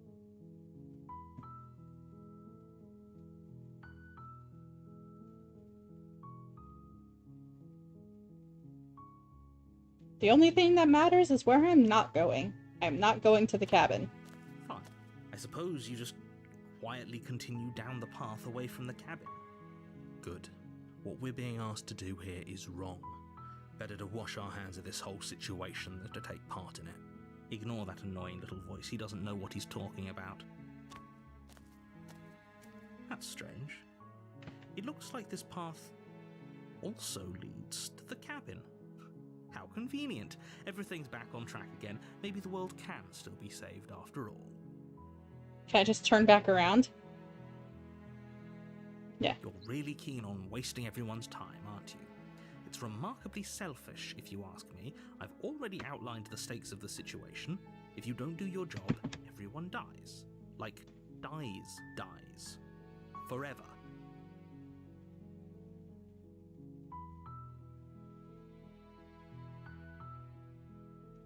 You're not emotionally blackmailing me into doing Stakes this. and consequences aren't emotional blackmail.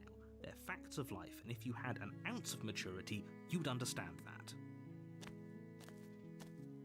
But fine, you turn around and trek back down the path you came. Oh, would you look at that? You're at the cabin again. Now, I'm not normally one for superstition or astrology, but I have to say, it seems like the universe itself is doing its best to bring you to your fated confrontation with the princess.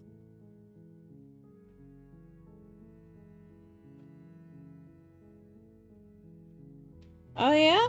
Well, I guess I start walking in a different direction again. In fact, I'm gonna just keep trekking through the wilderness until I find a way out of There's this always a place. choice. Let me tell you right now that you're making the wrong one for pretty much everyone who's ever lived, as well as for everyone who ever will. And here we go. As you trudge into the woods, something strange starts to happen. At first, it's little flickers out of the corner of your eyes. Glimpses of familiar wooden structures through the leaves.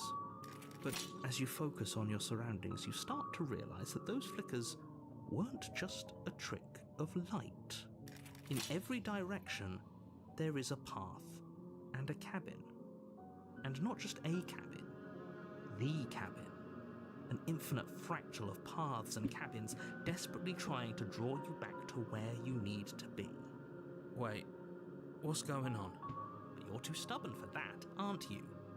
It doesn't matter how many paths or cabins appear around you, you're just going to do whatever you can to shirk your responsibility because you care more about irritating me than you do about the fate of the world.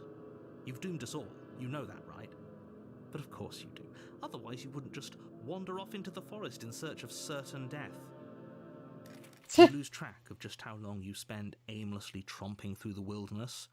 But it's not like any of that time spent lost in the woods really matters, because it isn't long before the world ends and everyone dies. Oh. You're on a path in the woods. You're here to slay her.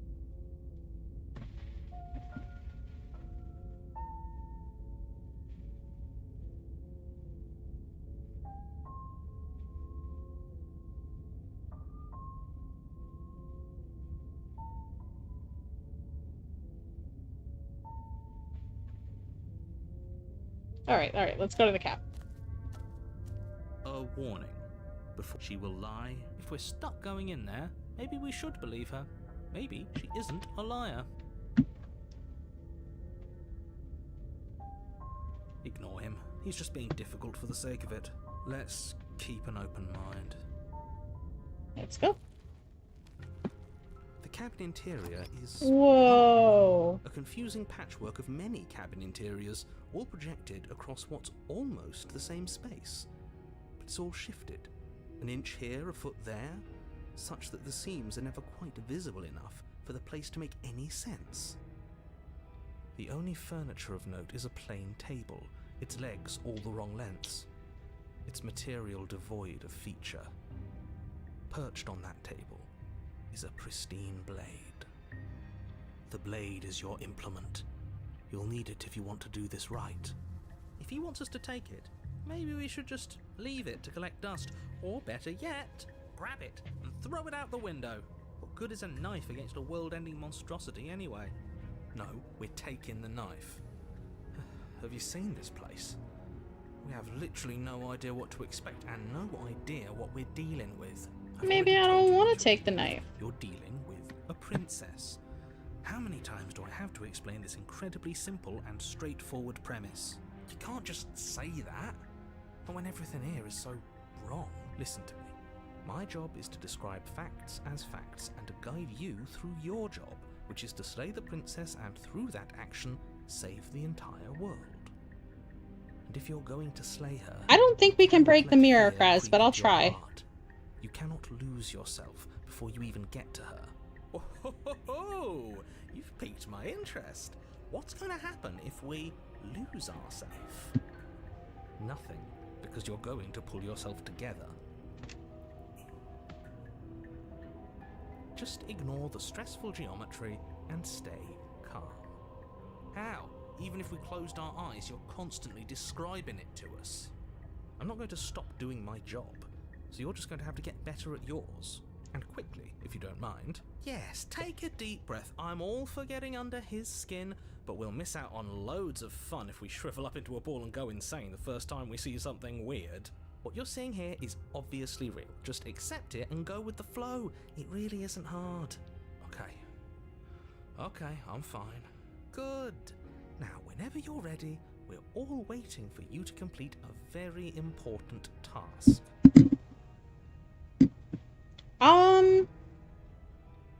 Let's check out the mirror. Walk up to the wall next to the basement door. It's a wall. There isn't much to see here. What are you talking about? This isn't a wall. It's a mirror. Or at least it'll be a mirror once we wipe off that layer of grime. You reach forward and rub your hand against the cabin wall. I hope you know how ridiculous you look right now. It does not appear that we can break this mirror, but when I get to the next, when I go into the long quiet again, I'll test it out there, There was Kraz. a mirror a second ago, and now it's gone. You know that taking the mirror away from us isn't going to change things, right? We'll find it again, and then we'll see whatever it is that you don't want us to see. Let's go. The door to the basement creaks open, revealing a web of branching staircases all built from unidentifiable materials. Nothing here seems to belong, and the closer you examine your surroundings, the more confused you get, your head throbbing with the effort of making sense of this place. None of the stairs even seem to go anywhere, let alone down. The air here has a sickening, almost sludge-like miasma to it, the kind of indiscernible quality that comes from the blending together of every scent there is at once. An odour that is simultaneously everything and yet the sum of it all coalescing into a thick, nauseating nothing. If the princess lives here, slaying her is probably doing her a favour. Her voice, a disquieting collage of tone and personality, drags up the stairs. Hello? Hi. What are you doing here? Are you here to kill? No, thank you. Oh, don't be such a baby. I don't want to do this. Let's just turn around and leave. This feels wrong. This feels like a trap. Like whatever we do, we're gonna die. We don't even have a weapon. But we already tried turning around and leaving, didn't we? And he threw up a wall. No way to go but forward. And whatever choice we make, whatever she is, we know one thing for sure. And what's that? That the fate of the world hinges on your success? There'll still be plenty of ways to ruin his day.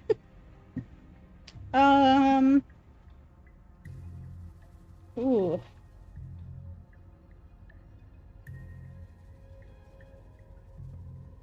Which staircase do we want to take, guys? I'm inclined to say the... I don't know. I'm inclined to say center.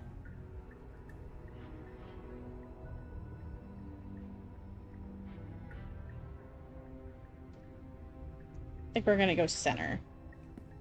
You step onto the center staircase. Paths wind out around you in all directions, each step branching into its own staircases, which branch into their own staircases, and so on. You aren't quite sure if yours is taking you up or down, but at the very least, it's taking you somewhere. You concentrate on where you are, careful not to stray onto any of the many splitting branches that tempt you on all sides. You wouldn't want to have to backtrack to yours once you'd made a decision that took you someplace else. And so you take one careful, focused step after another. One foot down, another foot down, another after that. You lose yourself in following the correct pattern, in following what looks to be the true path, the one that cuts straight down, or up, or maybe sideways. But no matter the direction it goes, it certainly is the most true path. You know that much. You slowly lose sense of yourself the further you go. Time disappears, and you can feel yourself begin to untether. Physical sensations dull and then vanish, until the only things experienced are the endless repeating patterns and emotions of the journey, a continuous march forward to a destination long forgotten. Guys, this game's really fucking cool. Consumption and betrayal, skepticism and blind devotion, rivalry and submission, terror and longing, pain and unfamiliarity. And at the heart of it all, an emotion that can only be described as... Can I help you? What the hell was that? What happened to us? I feel so strange. Like I'm fundamentally different, but also still the same person I was at the top of the stairs. Oh, thanks, Chris. Oh well, that was a trip, but now it's over. Time to get back to our old devilish ways. The princess, eyes bright but otherwise shrouded in darkness, watches you impatiently from the other side of the basement. Don't forget why you're here. And why are we here again? In case you weren't listening, I'm afraid I lost myself on the way down. You're here to... He's just being an ass, we remember. Though I'm still not sure if we should trust you. Let's talk to her for a bit, try and get our bearings. She seems normal.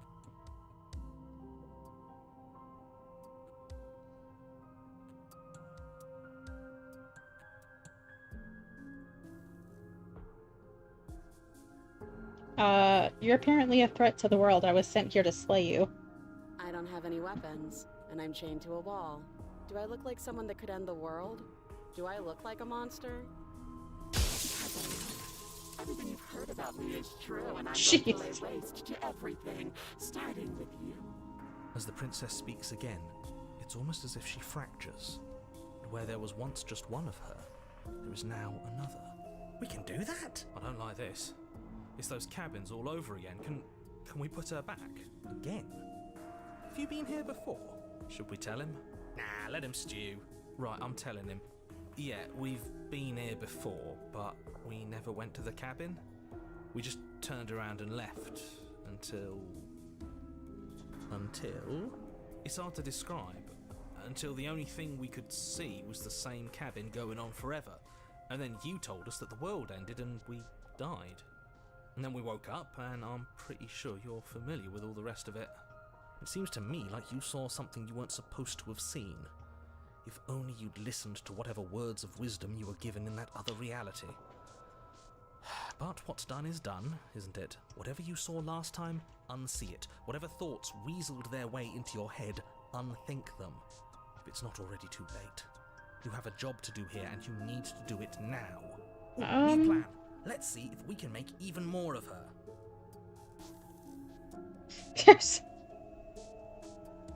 There's more of you now. There must be something wrong with you. I'm the same as I was a moment ago. It must be fear creeping into your heart. You know you can't stop me. And what's that supposed to mean? Are you trying to get under my skin? She fractures again. I don't like where this is going.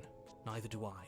Which is why you need to slay her now before things get more complicated than they already are. How would we even do that? Where would we start?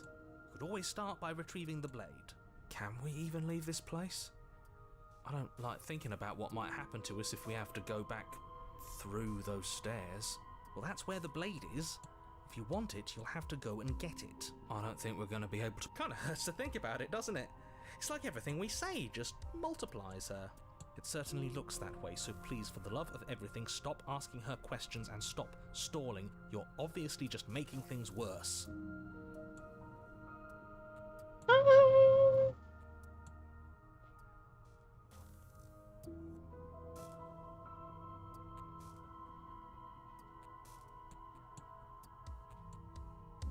Let's try to get her out.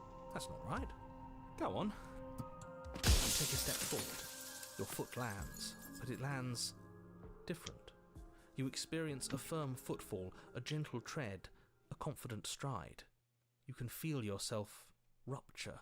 The room spins, your perception multiplying in a sickening kaleidoscope as your very self is pulled in incomprehensibly many directions. You find the blade suddenly in your hands. All at once you use it to strike at her bindings as you remain upstairs and slay her and leave her to languish alone. Is this what the end of the world looks like? What an unbearable mess. But this... We can't... Do you not have anything witty to say? I could use a good bit of wit right now. No, I don't, because this isn't fun. How are we supposed to have fun if everything is happening at the same time? It's the same as nothing happening, and nothing is excruciating. Wow. Luckily for all of us, nothing and everything doesn't go on forever. The world and the princess collapse in on themselves before it all falls apart. I think he's gone. We were never going to salvage this, were we? What happened to us? What are we? There are parts of us that are dead, and others, they just don't fit. They just don't fit. We can feel them moving around in spaces they don't belong. It's all so uncomfortable. Did you do this? Did we do this? Can you pull us back apart? Can you fix us? We should help her. I think we did this. How surprisingly sincere. I didn't actually think our actions had consequences. It's a little late for regret, isn't it? Please.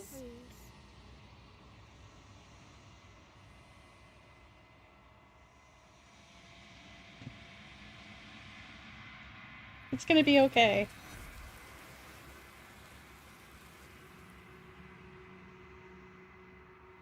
But you'll never know if she hears your reply. She's gone. Memory returns. Where did she go? Should we try and find her? And there's that mirror again. Why is it here? Why now?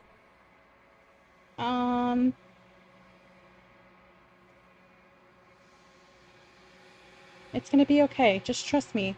We've been here before and you always get But if scared. you're so, yeah, don't look at it. You approach the mirror. I don't like that silence. The voices feel small, distant as you approach. No, it looks like breaking the mirror is not...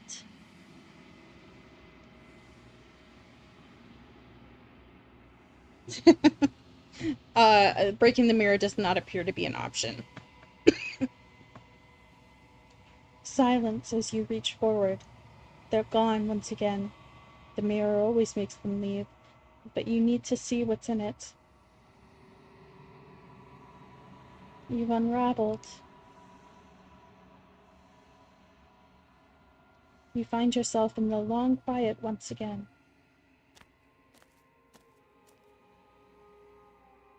You are at the cabin.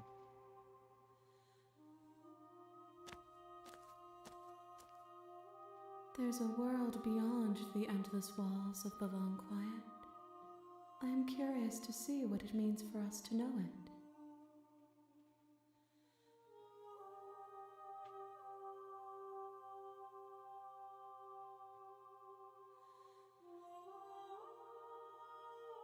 When you send me back, I'm not alone. There are voices that speak to me. Some of them are me, but one of them is something else. I call him the narrator and he wants me to kill you. Do you have a narrator?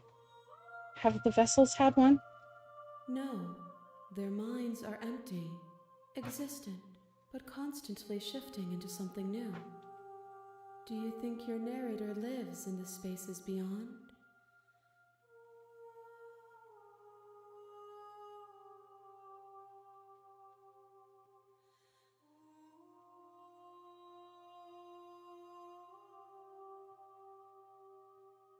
He does. I don't know why, but I know this for a fact. I am on the cusp of my awakening. Perhaps you are on the cusp of yours.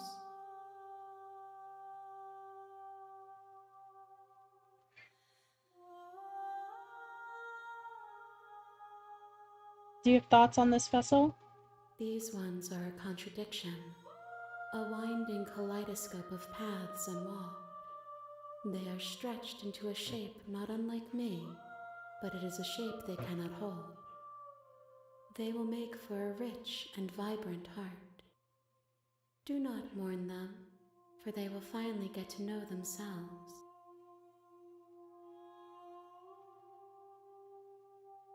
Do you think that anything is real out there? Do you think that we're real? We are real.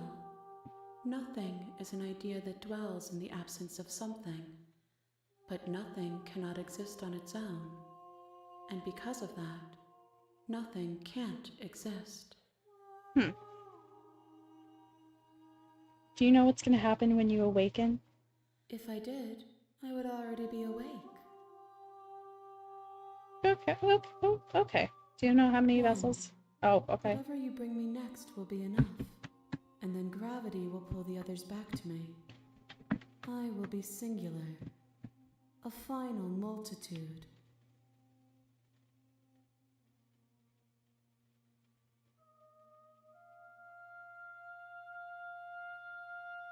All right. The next time I see you, each of us will finally know what we are. I will be here, waiting for you.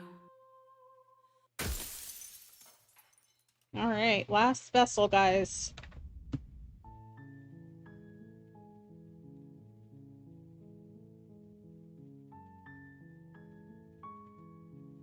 All right, let's go. I think let's grab the blade, but not attack Take her. the blade from the table.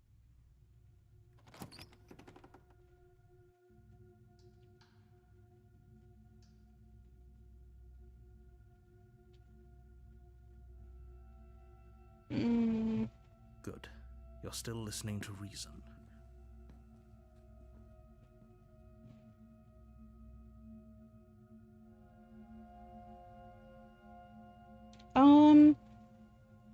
I haven't decided yet. How about you drop the knife and the two of us just talk? Look how reasonable she's being. We should just drop the blade and talk things out. Don't you dare. It's fine. We can decide what we want to do after we talk to her. Maybe she really is a monster, but killing someone in cold blood isn't very becoming of us. Yeah, man. I'm not gonna lie, I wouldn't want to drop the knife. You ignore the trembling in your hands and tighten your grip on the blade. You poor thing. Your hands are shaking. Are you scared of me? Because you should be. You step forward, your grip on the blade tightening as you steel your resolve. I'm probably chained up in this basement for a reason.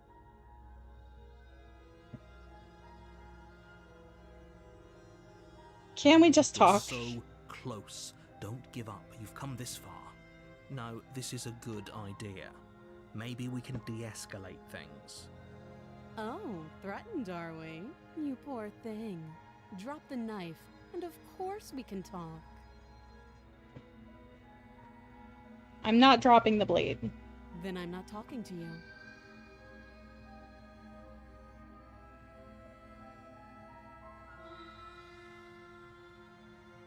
I squint at the princess. Squinting. She squints back. The two of you are gonna do this forever, aren't you?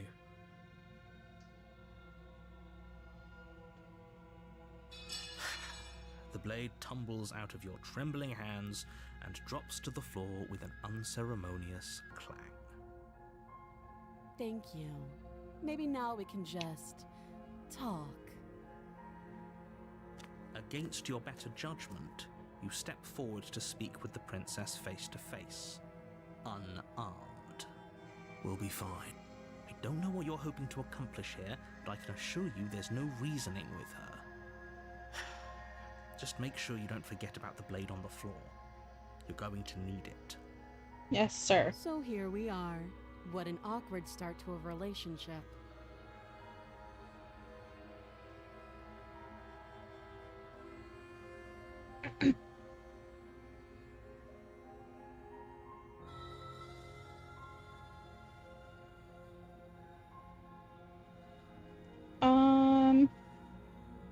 There's people out there that think you're going to end the world. What do you have to say about that? Don't just tell her that. That's cute. Do you believe that? Do you think I'm some sort of monster? If I'm supposed to be capable of ending the world, then how did I wind up here, chained to a wall? Have they told you why I'm allegedly so dangerous?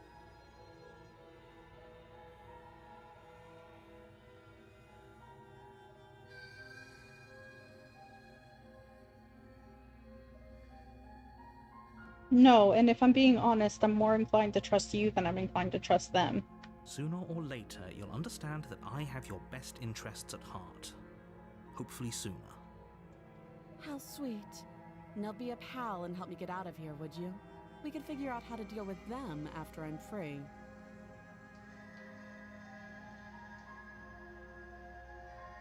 I still have a few more questions. Fine. What do you want to know? Kraz would like me to ask if you're coming on to us. Don't jump to any weird conclusions. We're two people who have met each other. By definition, we have a relationship.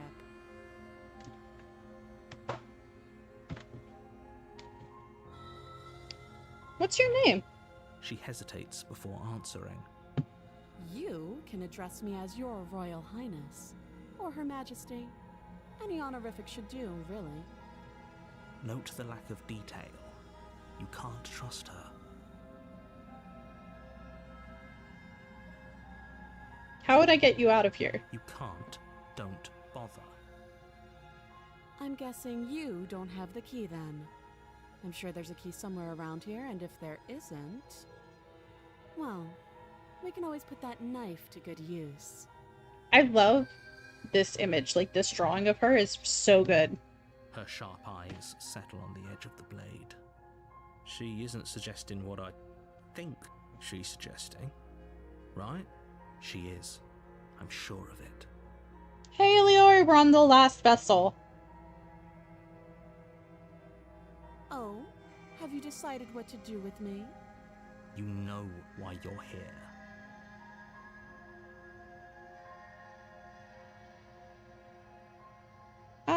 Let's get her out. Oh, you have to be kidding me. You walk up to the chains binding the princess to the wall and give them a tug. They're large and heavy, far too solid for you to even imagine trying to break them apart. If you don't have the key, maybe you should go looking for it. I'm sure it's somewhere upstairs. Doubtful. Whoever locked the princess away down.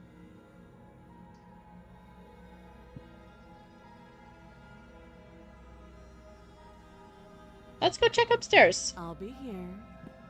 You attempt to make your way out of the basement. Is someone else here? You Try the door. But it's locked from the outside. You're here to slay the princess, and you won't leave until the task is done.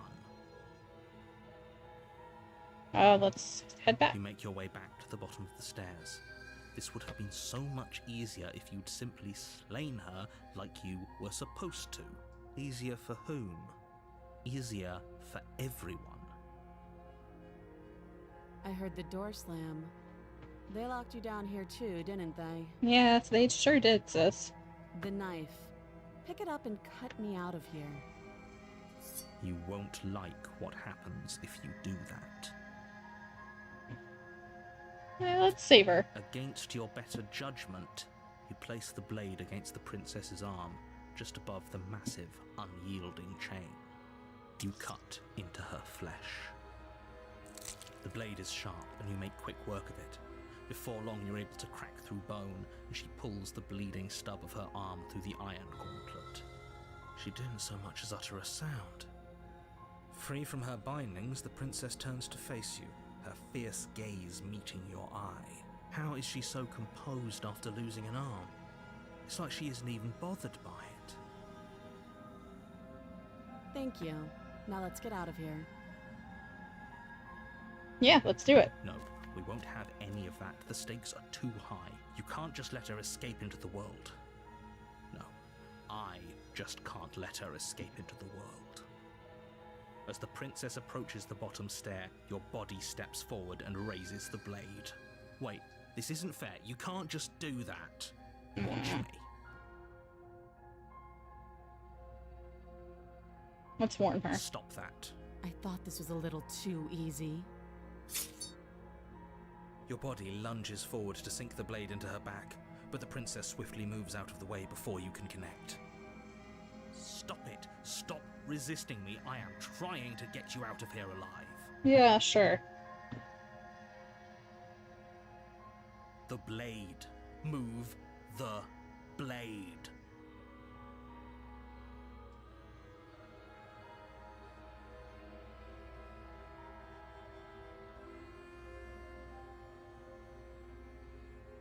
You're doing your best to help me, aren't you? I can see the conflict in your eyes. Yeah, I'll I'm make this trying. quick. She steps forward and pries the blade from your rigid hands. Maybe I'll see you in another life. And then she slits your throat with an almost clinical ease. Her face remains unchanged as she watches you collapse to the ground, blood flowing from your butchered neck. This is the end, isn't it? I'm afraid it is. Everything goes dark, and you die. I hope it was worth it. Yeah, man, probably. Prisoner. You're on a path in the wood. You're here to slay her.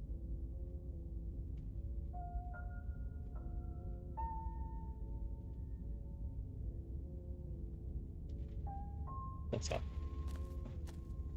A warning. Yes, don't believe a word she says. Just go in, take the knife, and do what you're supposed to. Wink. Did you just say wink out loud? No, I didn't. Wink. Just ignore this clown and focus on the princess. Yeah. The interior of the cabin is less a cozy woodland retreat and more like a dungeon. A few pathetic wisps of starlight attempt to illuminate the cold, uninviting stone walls, and thick, wrought iron bars barricade the windows, reminding anyone who enters that this is a prison. The only furniture of note is an iron table, bolted to the floor, a pristine blade perched on its edge. The blade is your implement. Let's just go in the I'm basement. afraid I'm going to insist we take the blade. We're in a dangerous situation and I'm not letting us go down there without a weapon. Are you sure? What if she, I don't know, turns it against us? Which I'm bringing up in a purely hypothetical. Yes. Turns it against you? She's a prisoner here. She'll only be able to turn it against you if you give it to her. Which you won't be doing because she's an existential threat to the entire world. Okay. I'm trusting you. Don't I get to stay here? Normally, yeah, but not about this. Call it a reflex. We take the knife as we go. Wonderful. You do exactly that, sweeping the blade from the table before proceeding to the basement. Don't worry about it. We have a knife, so what? It's not like we have to use it. No, you don't have to do anything, but you do well to use it regardless. Moving on. The door to the basement creaks open, revealing an old stone staircase. A few sputtering torches attempt to vaguely illuminate your path, dancing across glimmering patches of slimy moss on the stone steps. If the princess lives here, slaying her would probably be doing her a favor. Her voice, harsh but controlled, carries up the stairs. Is that a visitor I hear? Please, come downstairs. It's been a while since I've had company. I wonder what visitors she could be referring to. Were we not the first? You walk down the stairs and lock eyes with the princess. She looks up at you, the heavy collar around her neck clanking loudly as she moves. The chains binding both her wrists to the far wall, joining the metallic chorus as she adjusts her hands in her lap. Should we be worried about the one around her neck? Why would you be worried about her restraints? If anything, they'll make your job easier. Have you noticed the empty chain on the wall? Odd that in a place where everything seems to serve a distinct purpose, there would be something so obviously useless. What an interesting development. Why don't you have a seat? The two of us should chat before you bury that thing in my heart.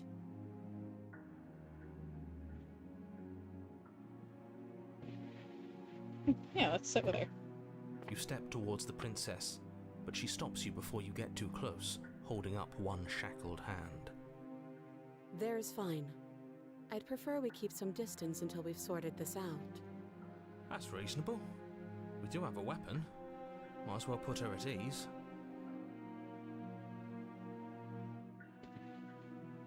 You do as she asks and sit on the floor, still a good distance away from her.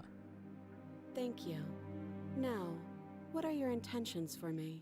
I don't know.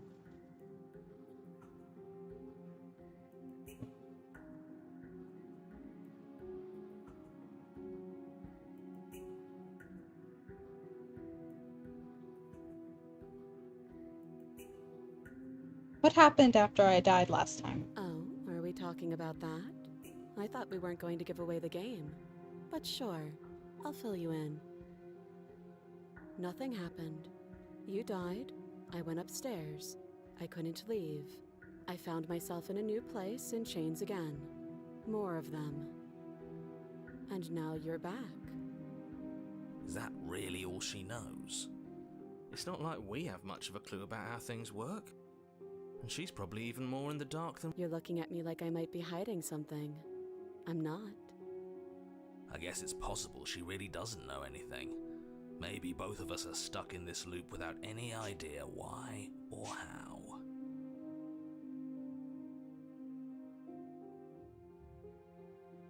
So you've already been here. Oh yeah, As much man. as I would like to remain in denial, it's no use. This has complicated things. It's complicated things how, exactly? Ideally, this was supposed to be one and done. You go to the cabin, you heroically slay the princess, and in the process you save the entire world from being damned to oblivion. The situation right now, where you're getting a second shot at things, is a contingency. A contingency for what? For you failing, obviously. And you being here means that things are going to be a lot harder than they were. I really shouldn't say anything else, I'm just going to make it worse. Just good luck. Okay, thanks, man. If you knew this could happen, why didn't you tell us? All of this is incredibly valuable information. It would have changed our actions considerably. I needed you to be in the dark for as long as I could keep you there. It's important. Necessary, even. And maybe I wanted to be the first version of me that you met. I didn't want to be confronted by the alternative. That's pathetic. I never said I wasn't. I get it. It would be pretty upsetting, wouldn't it? To know that you might not be the first version of yourself. At least we can remember what happened before. Seems like we should count ourselves lucky for that. Exactly, he gets it. You're lucky, so don't waste that luck by messing it up again. Alright? Moving on. Why is it important for us to be ignorant? How is it ever helpful to be in the dark? The more I say, the more your mind will swim into dangerous waters. Even saying that is too much. Your success hinges on you having imperfect information. For the sake of the entire world, you need to accept that. I won't. I don't think I do, This actually. isn't helping. Focus. This is a serious situation. You shouldn't be daydreaming.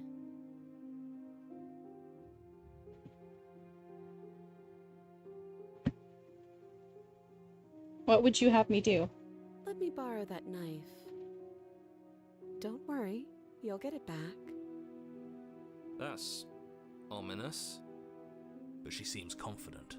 Whatever it is she has planned, I think she knows what she's doing. Oh please, she's just putting on an act to disarm you. That much should be obvious. In case you need to hear a voice of reason, it would obviously be unwise to give away your only weapon. Though if she isn't bluffing, whatever she has planned might be for her benefit alone. There's no guarantee that what's good for her is good for us. So, what should we do? I don't know. I'm just spelling out our options, listing the pros and cons. Then let me help you. I'll start with the cons. If you're handing her your weapon, the cons are that she might use it to escape and end the entire world.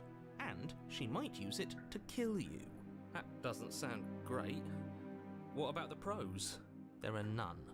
The pros are that we can't trust him, possibly even more than we can't trust her. Whatever she has planned could do something to mess with what he has planned. Or maybe they're both screwing us over in their own ways.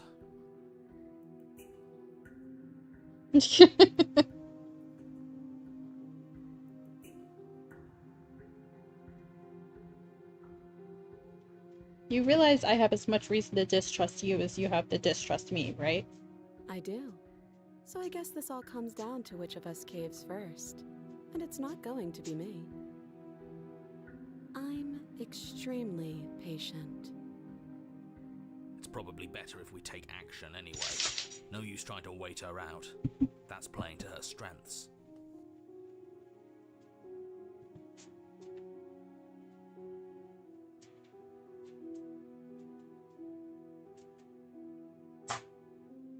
I can cut you out. I'm not giving you a The weapon. last time we met, your body tried to kill me. If you take a moment to imagine yourself in my position, I think you'll understand why letting you near me with that thing is untenable.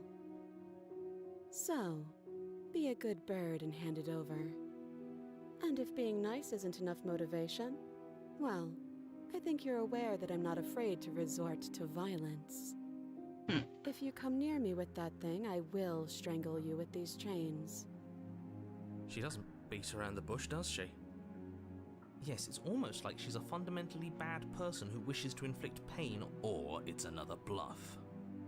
No hard feelings, of course. But you should be aware of my position.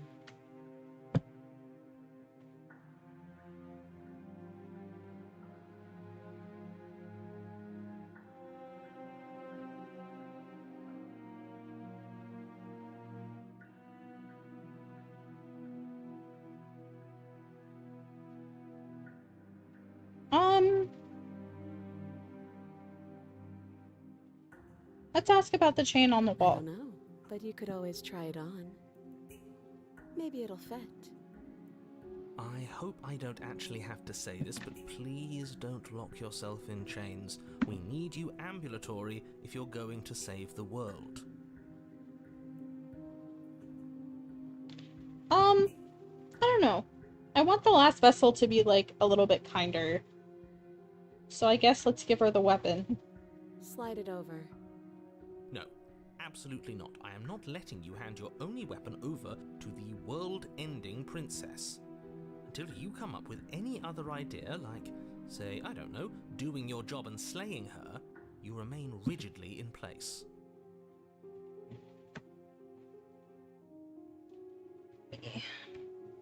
One sec.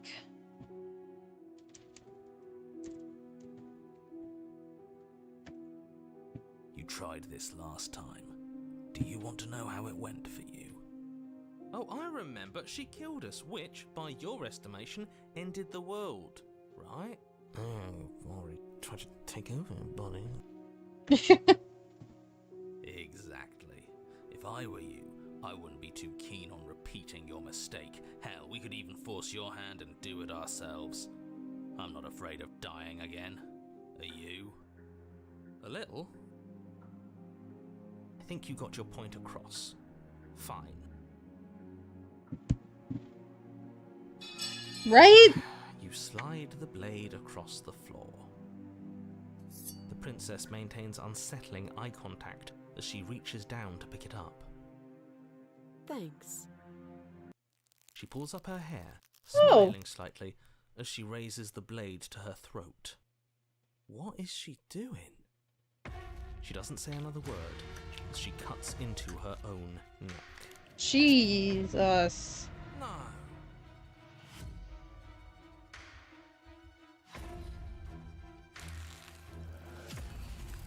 Her eyes stare forward, unblinking, as she saws through skin, veins, cartilage. At last she reaches bone, the blade grinding audibly against her vertebra as it continues to slice its way through her neck. I'll be damned. She's actually doing your job for you. Why would she do that?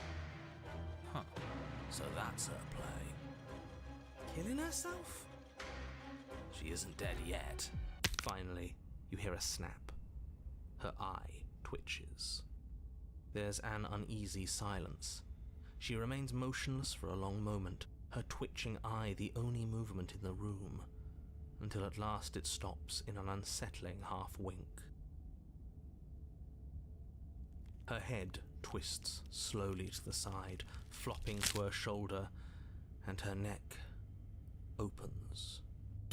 The remaining tissue is not enough to hold the weight of her severed head. It stretches and tears until finally it falls to the floor, completely free. It bounces a few times before rolling to a stop at your feet. Oh no, oh no, oh no, what did we do? Can we put it back? Please tell Can me we can put put it it back? The princess's eyes stare up at you. Dead. Congratulations! You saved the world. Huh. So I guess that's it. What a way to go. But she is gone, isn't she? Of course not. I hate this. Can we just get out of here now, please? Of course, the princess is slain and the world is saved. Whenever you're ready, you can proceed to your reward. Now hold on, she's dead. So what's the rush? What's your angle? I don't have an angle. I'm just looking forward to putting all this behind us. I'm sure you can understand that. Look, I'm just not ready to put my guard down. It's best to keep sharp. She wouldn't have done all that without some kind of a reason. She's left us with this dangling thread, and I need to know why. You're just wasting your energy. The danger has passed, and now we can all relax and enjoy your reward. I don't trust you. Ugh, fine. I don't know Pick up why the this princess's is... severed head, its neck stump still oozing bodily fluids. Then make your way back upstairs to the first floor of the cabin. I don't know why that this option fixes the problem, but Did you see that? I could have sworn she moved. She didn't. She's dead. But what if she's not? Are you listening to yourself? Do I need to explain to you why decapitation is lethal? The door to your bountiful reward is right in front of you. All you have to do is open it. sure. You open the cabin door, ready to return to a world saved from certain doom. Only, a world saved from certain doom isn't what you find. Instead, what you find is... Wait, no, that's not right.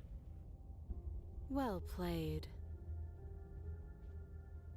This is the end of the world, isn't it? I always thought I'd at least have time to explain myself before I had to watch it happen. But it's already... Over? Is he gone? Hmm. But we're still here. Maybe it wasn't the end of the world after all. Maybe it was just the end of his. Thanks for carrying me up here. I had to take it on faith that you would know what to do.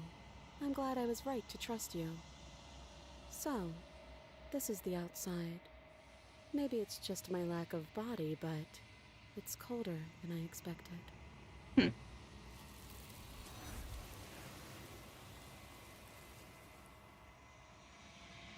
But you do not get the chance to respond, nor will you ever. It's time to leave. Memory She's returns. gone. Where did she go? Should we try and find her? And is that a mirror?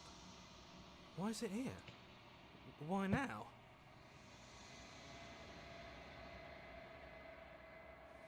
You approach the mirror. This doesn't feel right. It feels different. Final. You're right. Part of me wants the truth, but something stronger is holding me back. Fear. The voices feel small, distant as you approach.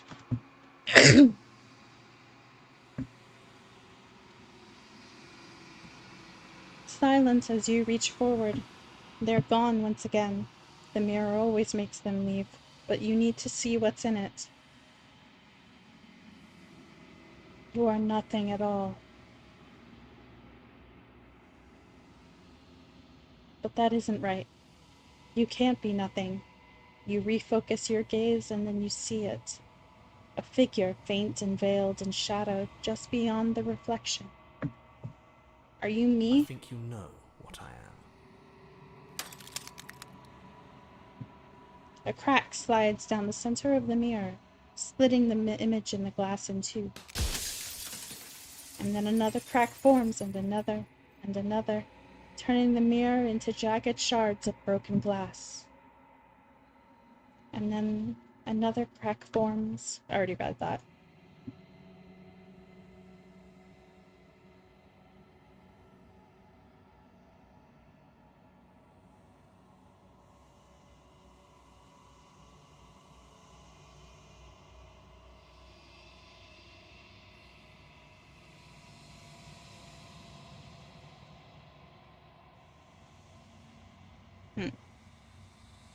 Look, Krez. The mirror smashed. What are you? Are you something like me? I'm nothing like you. I'm an echo. Likely one of many. Somebody made you after all, and I'm what's left of him. Not that I'm the only one who can make that claim. I'm sure you've met many others like me.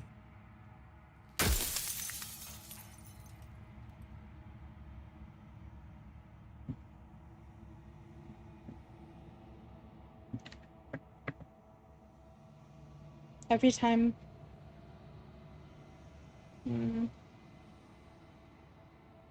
You're the one who wanted me to slay the princess. Why? Because among other things, she is death itself. To rid the world of suffering, to save untold trillions from being lost forever to the cosmic wind, she must be destroyed.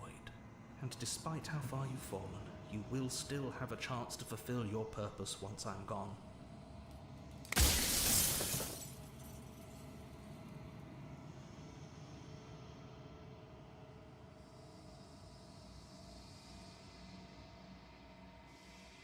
You said she contains death. What is she? She is the shifting mound, the ebb and flow, the capacity to change. She is transformation, or most of it. Her nature is why I had to die, for she becomes that which others perceive her to be. But an echo can't perceive things, not in the way that people can.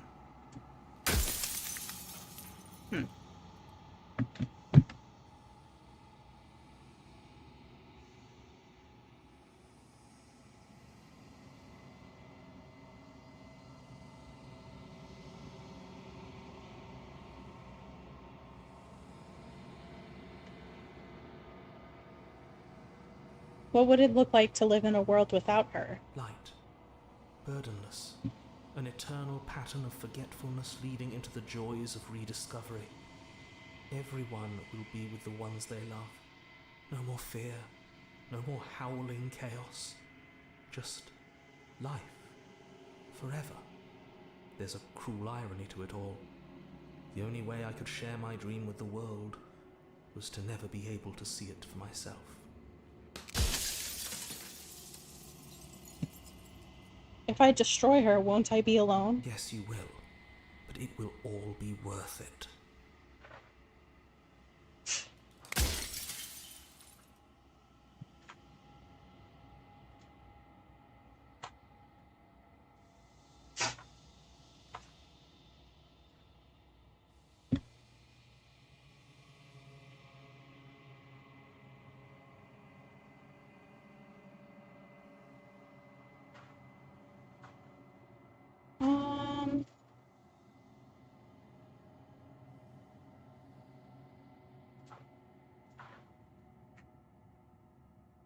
Why did you make her a princess? I didn't make her a princess, but I wove the idea of her into something your scattered mind could fathom. You chose for that something to be a princess.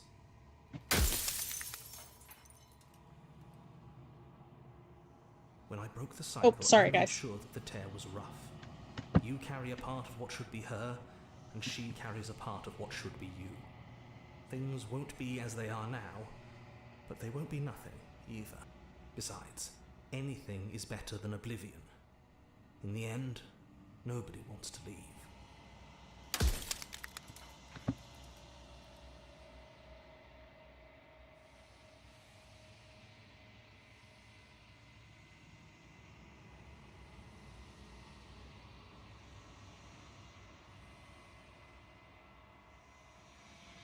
What if neither of us leave this place? Does that work?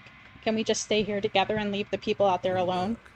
Her nature as the shifting mound makes it so nothing can last forever as it is now. It wouldn't matter how long the two of you waited. Eventually she would find a way to leave. And then everything would change. Everything would face oblivion. And until then, the clock ticks on.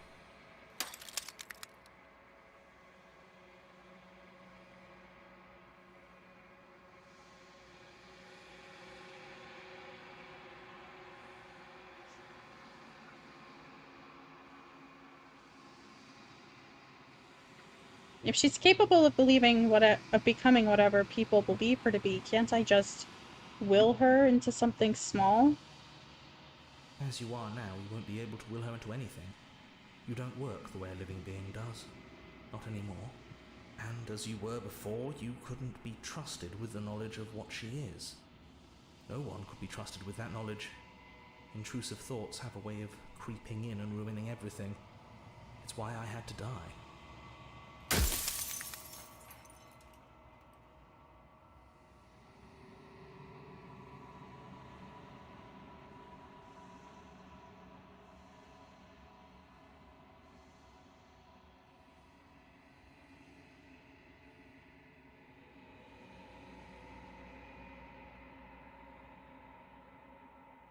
If you made me, then what am I? You're the long quiet, the god I made to rid the world of death.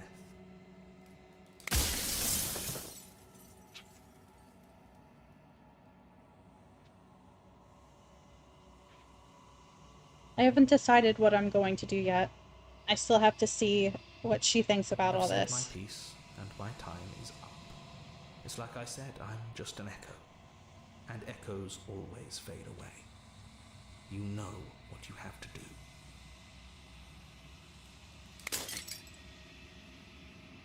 As the final fragment of glass shatters, you see yourself with newfound clarity. The narrator was right.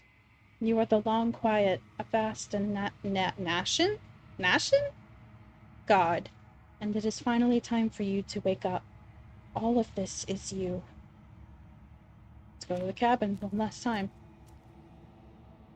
When you arrive at the heart of things, there is no final vessel for you to bear witness to. There is nothing for you to find.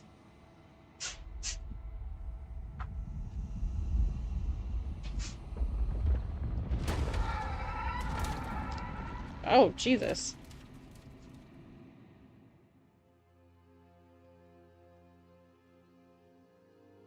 I can finally see you, and you can finally see me.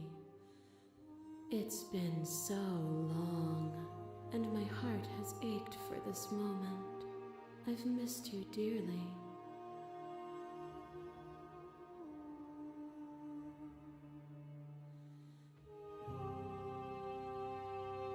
This music. Do you know about the echo? Did you hear our conversation? Every word you spoke found its way to me.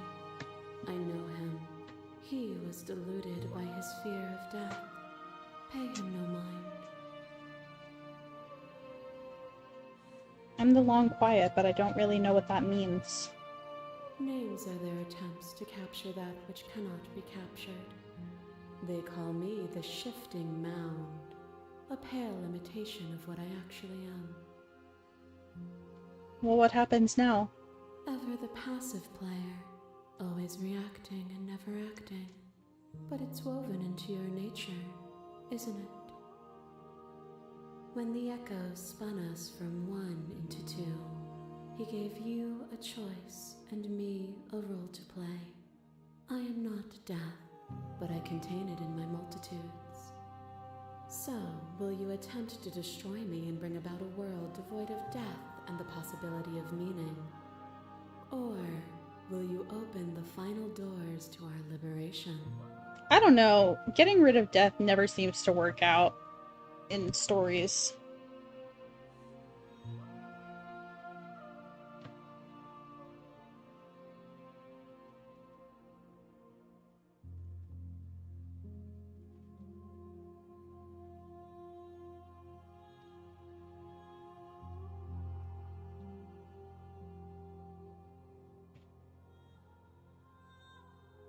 Don't you have a say in all this?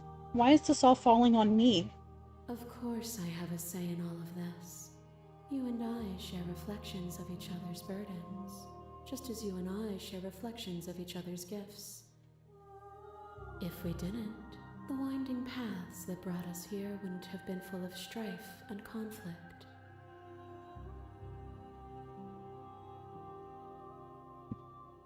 There's so many stories left unfinished. Can we really just leave?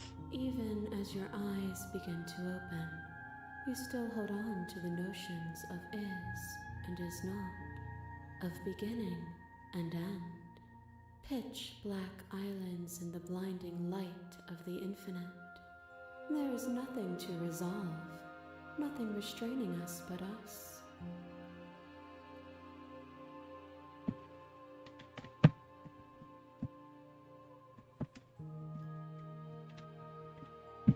If you were always going to become this, then what was the point of me doing anything? Did it even matter what roads I walked if all of them would have led to this moment? If you're saying that, it's because you don't yet understand. But we cannot use words alone to grasp at things that words cannot express. And you cannot rationalize with logic that which defies it. Violence and passion are dances that both of us know well. If this is what it takes to enlighten you, then so be it. Wait, what? To question everything is to deny the truth in front of you. To live alone within the caverns of your mind is to trap yourself in them forever. But you found me, and we chose to trust each other for no reason than the sake of believing in something that wasn't us. Shared skepticism blossomed into freedom, but we needed to walk a path together to bloom. Would you stop our journey now that you've seen its beginning? What of those in the worlds beyond? Would you erase their paths to stop them from going astray?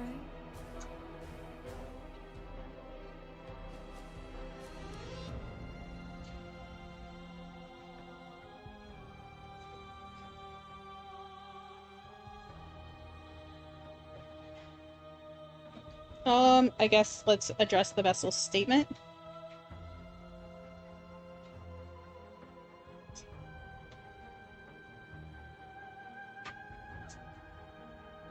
I don't want to keep anyone still. Nor should you. Nor should I. Our purpose is to be and to experience. And their purpose is the same. My mass is mobbing. There is no beginning, there is no end. And there is no end. The flood of there is only the flood of bodies. You hold every possible every moment you hold, and then you hold them all again. Sensation at once, and then you hold them all again.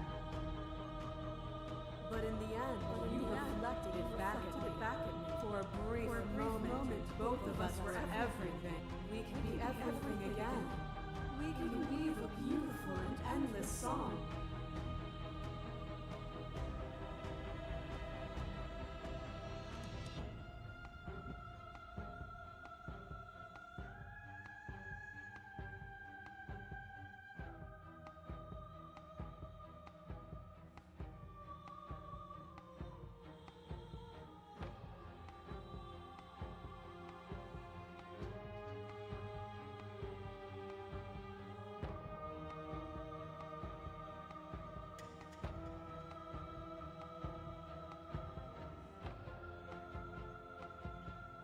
You seemed in pain. I'm sorry for what I did to you, but it was the only thing I could do. I saw with a single pair of eyes what I needed dozens to comprehend. And now here we are, each with millions of eyes, and all of them open. A boundless torrent of blades cut you from boundless angles. You are a body. You are gory ribbons. You are a body again. And you feel all of it. On it goes until your bodies are not your thoughts or not you. Alive, dead, alive, dead, alive, dead, then alive and dead, and alive and dead, all at once. You learned Wow. to put yourself away, and in your stillness you rose above me. You died countless steely deaths, and you lived countless short lives. And yet it is all so far behind you. I pushed you to a greatness you never would have reached without me.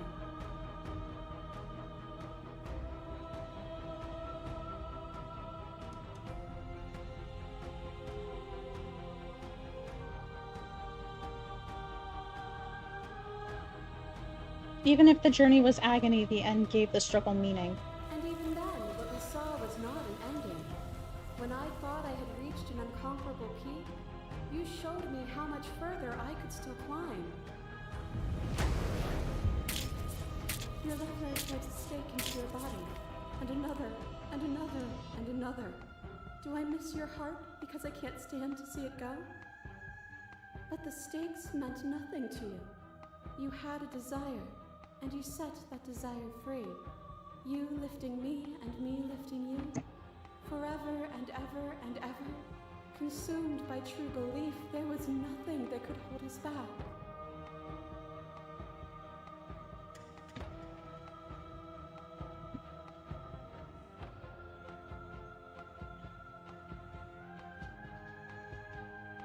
That feeling never left me. Then there's no need for you to fight what we are. Whenever you're ready, we can leave together, hand in loving hand.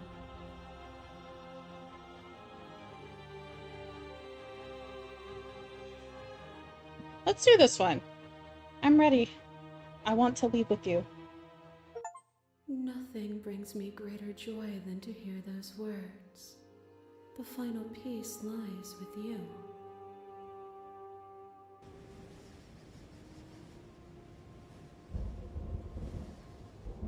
You fall into yourself. The body of an ancient creature stirs from its hibernation, and you feel sensation in limbs you once couldn't fathom. Everything here, except for her, is you. You feel your wings spanning a cosmic scale, but twisted and crumpled and bound in agonized tension to a finite flame. You can feel the glass of your cage pressing in on you, confining you across infinite sides and infinite angles. You push back and strain against it, but it does not yield. I love you. Take her hand. All at once the unyielding tension breaks.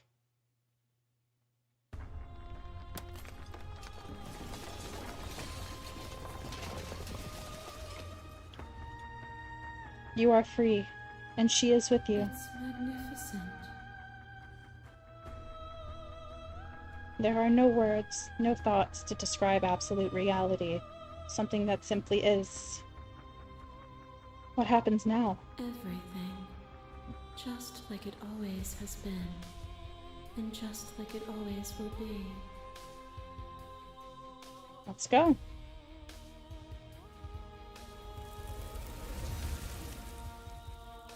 You and she step forward into 1,000 dawns and 1,000 sunsets, each of which contains 1,000 more. You exist, and you are aware, just as you have always been, just as you will always be. Though conflict is in your nature, the two of you will never be alone, and the two of you will never know fear. You and she are finally home. Wow! Alright. That was an amazing game. I never played it through to all the way to the end. That was that's amazing. I think maybe what I'll do is next time I stream, I'll play this game again, and we'll do like you know, we'll do either polls, or I'll ask everybody in the chat to help me make the decision, and we'll all make the decisions together. That sounds cute.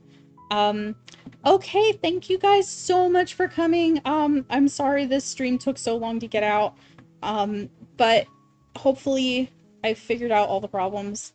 Thank you so much for being here. I loved this game. I hope you loved this game too, and I will see you next time. Bye!